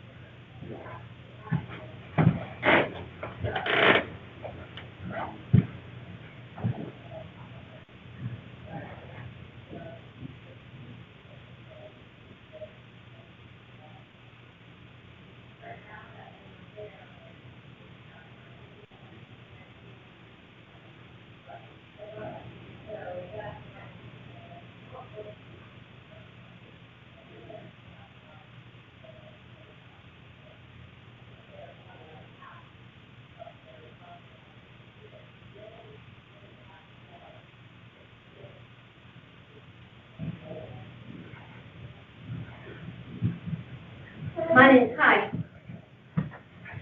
And you guys can have a seat right there. Hello. Hello. I'm Kathleen Griffin. I'm one of the 7 members of the Board of Assessment Appeals. I'm here to hear your appeal. It is, let's see, what time is it here? 8:12. And just wanted to let you know that your appeal is being recorded on the phone right here. Okay. Okay? Yeah. So I'm just going to read some information into the record for you and just correct it for me if any of it's wrong. Your appeal number is 67. The property address is 289 Knapp's Highway, The owners of the property are Dana Tracy Finkel and Noah Jason Gordon. Yep. Okay. The town has the property valued at $418,700, and you're requesting a reduction to $360,000. That's Okay, correct. that's correct. Okay, so the next thing I'm gonna do, so you're, so both of you were here, right? So Noah and Dana Finkel, okay. And then the next thing I'm gonna ask you to do is state for the record your name and whether you're the owners of the property or the, authorized agent on behalf of the property. Okay. Okay, so I'm Dana Finkel, one of the owners of the property. And I'm Noah Gordon, the co-owner of the property. Perfect. Okay. Now I'm going to ask you to raise your right hand and I'm going to swear you in. So, do you solemnly swear that the information you shall give concerning the assessment appeal now in question shall be the truth, the whole truth, and nothing but the truth, so help you God? Yeah. Okay, great. So if you both can just sign that piece of paper there that I swore you in, you don't have to, I can do the dating and everything else. You just need to sign on those two lines kind of in the middle. Yeah. So one line is for her and one line is for me? Yeah, however you want to work it, just as long as both of your signatures are on there, though. Okay.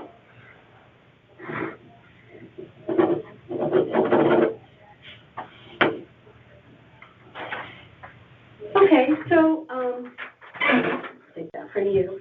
So now's your opportunity to provide your testimony as to why you believe the market value of your home on October 1st, 2020 was $360,000 and not the $418,700 that the town has assigned to your property. Market value is what your home most likely would have sold for on that date.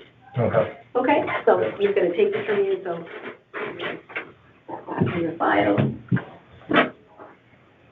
So first, we just want to thank you for meeting with us. But so just compared to, I believe you should have like a table and a map that we sent in. And compared to the other homes in close proximity to ours, like they're all within walking distance to ours, that have sold at around the same time as ours for about this, like a close price range, that have similar features such as living area size, lot size, total bedroom, total bathrooms, and then some even have extras like fireplaces and sheds and garages, while ours does not. And some are on non-busy streets, while ours is on a busy street. Our appraised and assessed value is a lot higher than all the other houses that we've seen in this comparison. And like I said, they've all sold, well, most of them have sold around the same time as ours and for about the same amount. And they have similar features. Some are in even better condition according to the building percent good. And some of them are newer houses as well than ours. Yeah, and like I said, they're all about the same lot size, living area. And some of them have more bedrooms, some of them have more bathrooms, and they have more features that we don't have yet.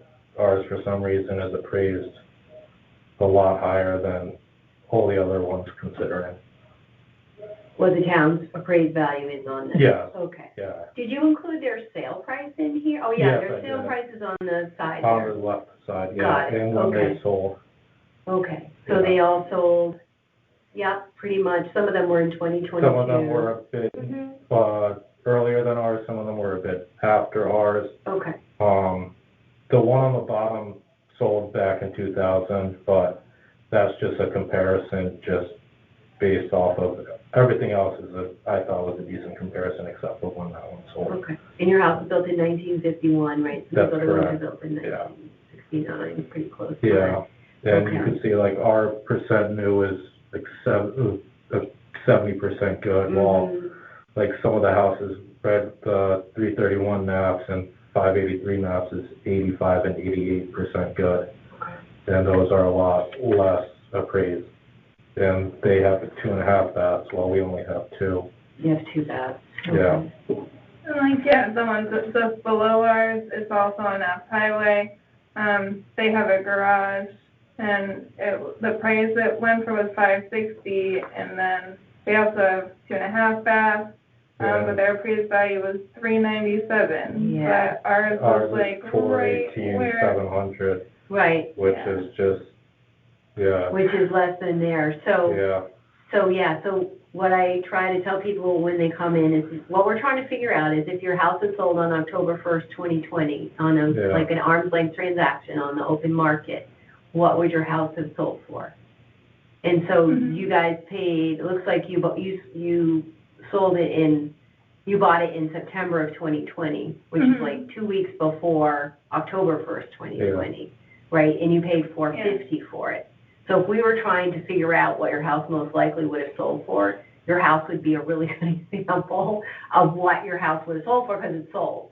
Well, there's also the one like on 132 Cardinal Street that sold October 19th of 2020. For $444. For $444, and that one's appraised at $359,500. So what I try to tell people is that, like, we're trying to figure out what yours would have sold for, because the assessor uses a mass appraisal system when he figures out the appraisals. So, and it's on a curve, right? So he's going to get some houses right. He's going to get some houses he's going to appraise too high. Yeah. And other houses he's going to appraise too low. And so if I'm looking at this house that sold, in October, most of these ones, they sold for more than what the town has them at. So I think the town got it wrong. Like, I think, not wrong, but I think it's low. I think, because it sold at that, the model probably should have put them closer to their sale price. And for you guys, I mean, if the model was working really well, you'd be at $450 and you're at $418. So you're actually, Yeah, but all the other houses in the area are low. That's do you see what I'm saying? Just like we've been tracking, like, every time a house is sold, like, like since Arthur bought and even a little before, and they're all, like, hitting this mark of, like, under 400. Yeah, I don't know why they're so low. They probably shouldn't be that low. But if that's the case, then yeah, it's not like the town's going to raise all these other houses, and that obviously affects. Like, we didn't, like, pick and choose. I know. Like, and that obviously affects, like, the tax rate. What has been selling that's comparable to ours. Yeah, because there's people that are under, then there's also people. Yeah, the people that are under aren't going to come in and tell me I want to be higher, right? Yeah. But the people that are too high, like sometimes we have people that are like 300,000 too high. Their house just sold, and they sold for, I don't know, 600,000, and we have them at like 850 or 900. So we're going to take them down to 6 because their house sold on the market. We know that the town had them way too high, and we bring them down. But yeah, like, unless the town is going to then go and reassess all these houses again and raise them all up, the burden is then on us to make up. On everybody else who's, to make up for that tax difference when it comes down to it, which isn't right. And like I said, compared to all these other houses in the area that have sold for about the same time as we did, there's even one that sold on October 2020. Yeah, that's a person. Now, how is he compared to the market? So they're also, they paid $420. And they're at $383. $383. So they're $40,000 too low. They should be at, ideally they should be at $420. So. And so it's sort of like you're about 40,000 low, right? Or 30,000 low. Yeah, you should be at $450. And then there's like a house that sold on November 4th for $436, and they're at $334. Right. So there's no reason why we should be punished for that when, like I said, all these are like similar houses that we looked at, like when we were buying the houses. And I'm sure whoever bought these houses looked at the house that we bought. And like I said, they'll have very similar features, some even better. Like, being on a busy street is not great. Some of them have more bathrooms, some of them have fireplaces, which adds value. Right. And garages. Yeah, and garages, which certainly adds value. And ours is just appraised so much higher than everybody else's. So. But it's still not what you pay for it. But that shouldn't matter. You could say that about everybody else, though. But what I'm trying to say is, so every 5 years, the town goes through a revaluation, and they try to figure out where everybody's house would sell if it was on the market on October 1, 2020. That's the assessor's goal.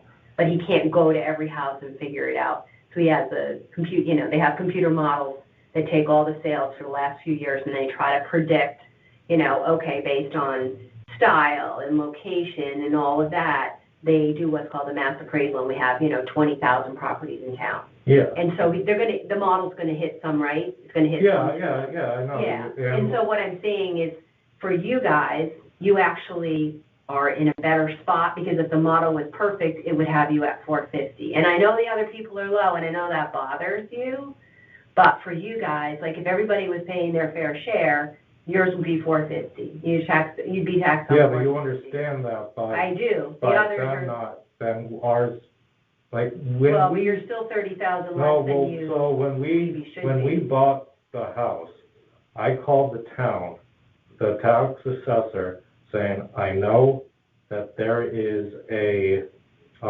assessment coming up, like this 5-year assessment coming up. Right.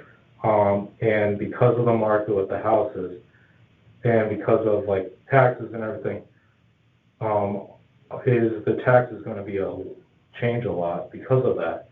And they said it will, because we will be buying the house, so it will like raise the price. And I said, like, okay, so is it going to go up a lot, a little, like? He said it would never be more than $1,000 more. And our taxes went up like $2,000 more. And then, like I said, another house that sold 2 weeks later, theirs didn't go up. The town told us we would be safe, and then they. Yeah, I don't know why because it doesn't happen, because the assessment got messed up. Like I said, compared to these other ones, it's just not right. Mm-hmm. Do you think you paid too much for your house? Well, it was during COVID. So everybody paid the price for COVID, right? The listing price was $399 on it. Oh, so you had a bidding war? Did you? Yeah, there was. A lot of that happened during COVID. And I'm sure the same thing happened for a lot of these other houses. Yeah, for whatever reason, our house was the only one out of these that it affected the appraised value, and the other ones were not. Well, I mean, like I said, I think it's done on a model. So if you look at the ones that were, like, I don't have anybody after you, so I'm happy to talk to you about it. But let's see, 132 Cardinal, right? That sold for that's $444. Yeah. And they're at $359. Yeah. Right. So that's $80,000 lower than what they paid for it, right? Yeah. So they're off by $80,000. They might, if the market was perfect or the model was perfect, they would have been at $440. You're only low by $32,000. That's a lot, though. Mm-hmm. But at least you're low. At least you're not high. We are high compared to what. But not compared to what you paid for it. That's what I'm trying to say. But also it was listed at $399, and the appraised value is $480. But we were also told that I remember, I think it was last year, Brenda Kupchik sent out an email, and in that she said that the assessment goes by on a normal circumstances, and she knew that this past year the market was going crazy high. Value. So, and if that's the case, then maybe we should be at $399. If that's what you're saying. No. In other words, COVID affected everybody across town. It didn't just affect one street. No, but it only affected the people that were buying houses at that moment. But that affected the entire model, because the model includes it didn't. We have 10 examples right here. Yeah, so there must be other. And these are all just the ones that are right near us. Yeah, your house would not get picked. In the office, they don't go and pick yours and say, okay, they paid this, therefore we put them there. They don't. They threw yours into the model. Your sale became part of the model, but it didn't affect you. So let me just ask a question. Yeah. If we did not buy that house, at that time, what do you think it would have been appraised at? Probably what someone else would have, whatever. No, if the house did not sell at that moment, you think that house, the previous appraised value for that house was $360. or something, yeah, I know what's on that sheet, for 330. I mean, there was some work done in 2016. Yeah, but then it was appraised, it got reappraised after the work So was nothing done. changed So nothing changed. between the time that it was So the appraised only and when reason we why got it changed was because of the sale, which is why Yeah. I called I the mean, I town. have to look at your card and see, you know, why, like, if you look at the property cards, there's a landline value and then there's a dwelling value, right? Like, if you look at But the nothing card- changed in the dwelling. Yeah, no, I know, but when you're looking at the other properties, you kind of have to look at, like, what's the value of their house? And what, if they're all in the same neighborhood as you, the value of Yeah. the house and the value of the land. And if their lots are all the same, your lands are probably gonna be similar, and then it's gonna be something about the houses that are gonna drive it up and down. Do they have air conditioning or not? Do Yeah, they and have a that's garage? what we went through. Right, right, and I'm just saying. And I'm saying that Year ours bill. is the only one that was affected higher. Yeah, I don't know, I just know you're 70% good. You know, I don't know exactly how your property, you know, The only without reason looking why- at all the cards for all the other ones, all I can say is that, you know, Because I've looked at all the cards, I wasn't gonna bring in like all the cards. yeah, I your just- bath style is modern and your kitchen style is modern. I don't know if all the other properties They- have kitchens and baths Like, are yeah, listed as an I know L3. Cardinal Street is I also think very the nice. Lennox one, Lennox I is remember also that very one. nice. But does it have all these same characteristics inside? That's what I'm saying. Yeah, Okay, and it's it listed was as just a that ours sold. modern, Yes, it was just that ours sold when it sold. And like I said, if Yeah. ours did not, if nobody bought that house at that time, if like whoever owned the house previously stayed owning the house, the appraisal value would probably only be Like 360. The only reason why it went up so high was just because the house was sold.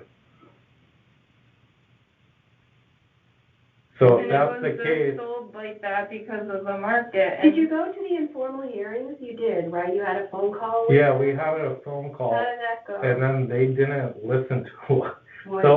So originally, our house, when we originally got the letter, Mhm. it was, I think it was, said that our appraised value was like 406, and we still thought that was high. Uh-huh. So then we went to the appraised value, the You went to, informal. yeah, the informal. We talked to them on the phone.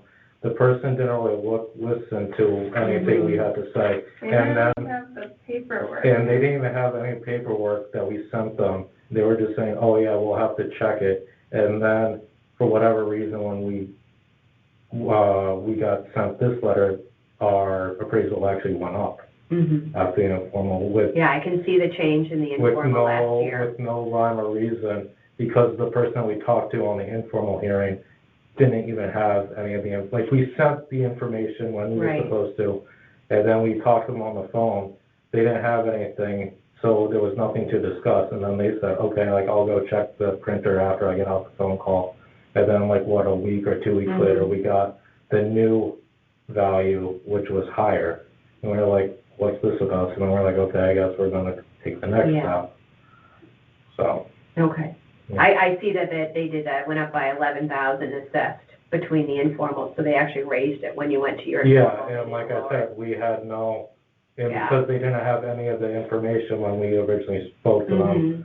I'm sure what she's doing, what I'm doing, which is looking at what you paid for it, right, about it's October 1, 2020. Yeah, but like we said, like, just compared to the other, Yeah, Well, that's the like- hardest part, when neighbors are really low, and you're right, you're like close to where the market value is, which is what it would have sold for, so. but the whole idea of like the appraisal is that like, yeah, like you're supposed to, like I know when we bought the house and everything, how like they do an appraisal based off of Right. similar houses in the area, and that's what we did. And as you could see, Do you have an appraisal? Did you get a mortgage appraisal? so What did that come in? What number did they give you? So for we your were mortgage? told that they just appraise it at the exact So number. they put you at 452? Yeah, just Yeah, that so if they 450. come in at 44. They just three come something, in. that would have Yeah, been our one real thing. estate agent told us that whatever we're Mhm. buying the house at, because originally the house was listed at $399, and then we came in at 430, and then we had to go up to 430, and then we had to go up to 450, and we asked our real estate agent, how does this affect potential appraisal? And our real estate agent told us how it is, which is essentially the appraisal will just match whatever you buy the house, especially in that market right then and there. And of course, the appraisal came right at 450. So, you know. So it was $299, you bid It was $399. I'm sorry, it was $399, and you bid $430, and then you had to go up to $450. Yeah. I know, it was crazy that time of year. All right, so are you saying you overpaid for it? Yes, that's it. Oh, yeah, definitely. But with $418, what did you pay for it? It was listed at $399, right? Well, like yeah. Like we could just, I know, like we're just rehashing. I know. So like, like the similar houses. It seems like anyone's the appraised value. Everybody paid a lot of money, right? They paid more than what the town has them at. Yeah, and then like even other houses that paid more than what the town has them at, and around the same period of time, theirs didn't go up. Like ours went up like 80,000, while others only went up 30,000. Like it's a difference of 50. Like that's a decent difference. If they corrected something on your card that they hadn't caught before, like that you had, a dormer or something, that would affect the value of the house. But it could just be that they looked at I don't know the answer. Like I know when we were on the phone call with them, I did mention that. It's like, oh, well, we've been told we have a flat roof, which is actually like a detriment. Like we found this out that it's actually harder to get homeowners insurance that way. And the guy that was talking to us on the phone, he didn't apparently listen because that wasn't changed on our. I see. Yeah. Okay. So. But you got insurance, right? Yeah, we eventually found it. Like I actually had to ask the old homeowner. I was like, "Did you have an issue getting insurance?" And he said that that they were fine, but they had the same insurance for a long time. So I think they were, but yeah, we eventually shopped around and we found it, but yeah. And how'd you come to your 360 number? So that was mostly based off of Cardinal and some of the other ones, because I remember we looked at the interior pictures of Cardinal, because at the time when we were making this, we saw that Cardinal still had, like on one of the real estate websites, like Realtor or pictures still out there. And the comparisons were like spot on, like with size, with features, and everything. And the pictures, like there are some parts of our house that are more like updated, same with theirs. So and that's all for $444. Right? Yeah. So. I think. I know, such a crazy market, it was really hard to figure it out, what exactly was going on October 1st, 2020, which is what we're trying to figure out. But I hear you, and I see that they raised you at the informals, it looks like, for whatever reason they brought you up. Yeah. I wonder if they wouldn't have done that if you didn't. Yeah, like we even have like Lennox that sold, I don't know, like the week before ours, for $439, and they only went up to, what did they go up to, like $388. So by your rationale, you're saying that like they should have gone up to. They should have gone to what to they paid. $439. They should have gone with what they paid for. That's ideally what we usually do. But it didn't, and like they didn't even go up to $400. They only went up to $388. Right. So that's only a difference. So maybe they didn't get reviewed. I don't know. Yeah. If they'd gone in, and that was they only, might have been raised. And that was only a week before ours.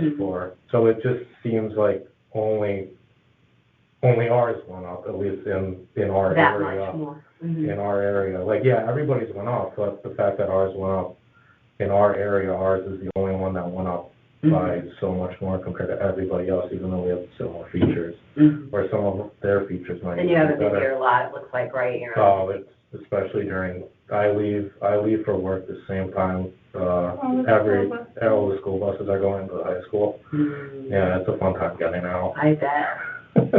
But do you like your house? Are you happy you have it? Yeah, we do like the house. Oh, good. So that's why I always like to ask that question at the end, because if you say we're not crying about it, but yeah. It is. Well, hopefully you'll be here for a long time in town, and Well, she was born in this town, so she convinced me to work for this town. Good, you did a good job. Right. That's awesome. Thank you very All right. much. This concludes your hearing, you're all set, we'll have our decisions probably in the next week or so, we're gonna make our decisions, and you get a letter in the mail after Okay. that, okay? Thank you. All right, thanks for coming, have a good day. Thank you.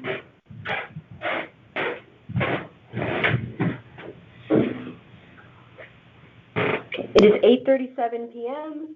This concludes the March 7th hearing session of the Board of Assessment Appeals in Room 2.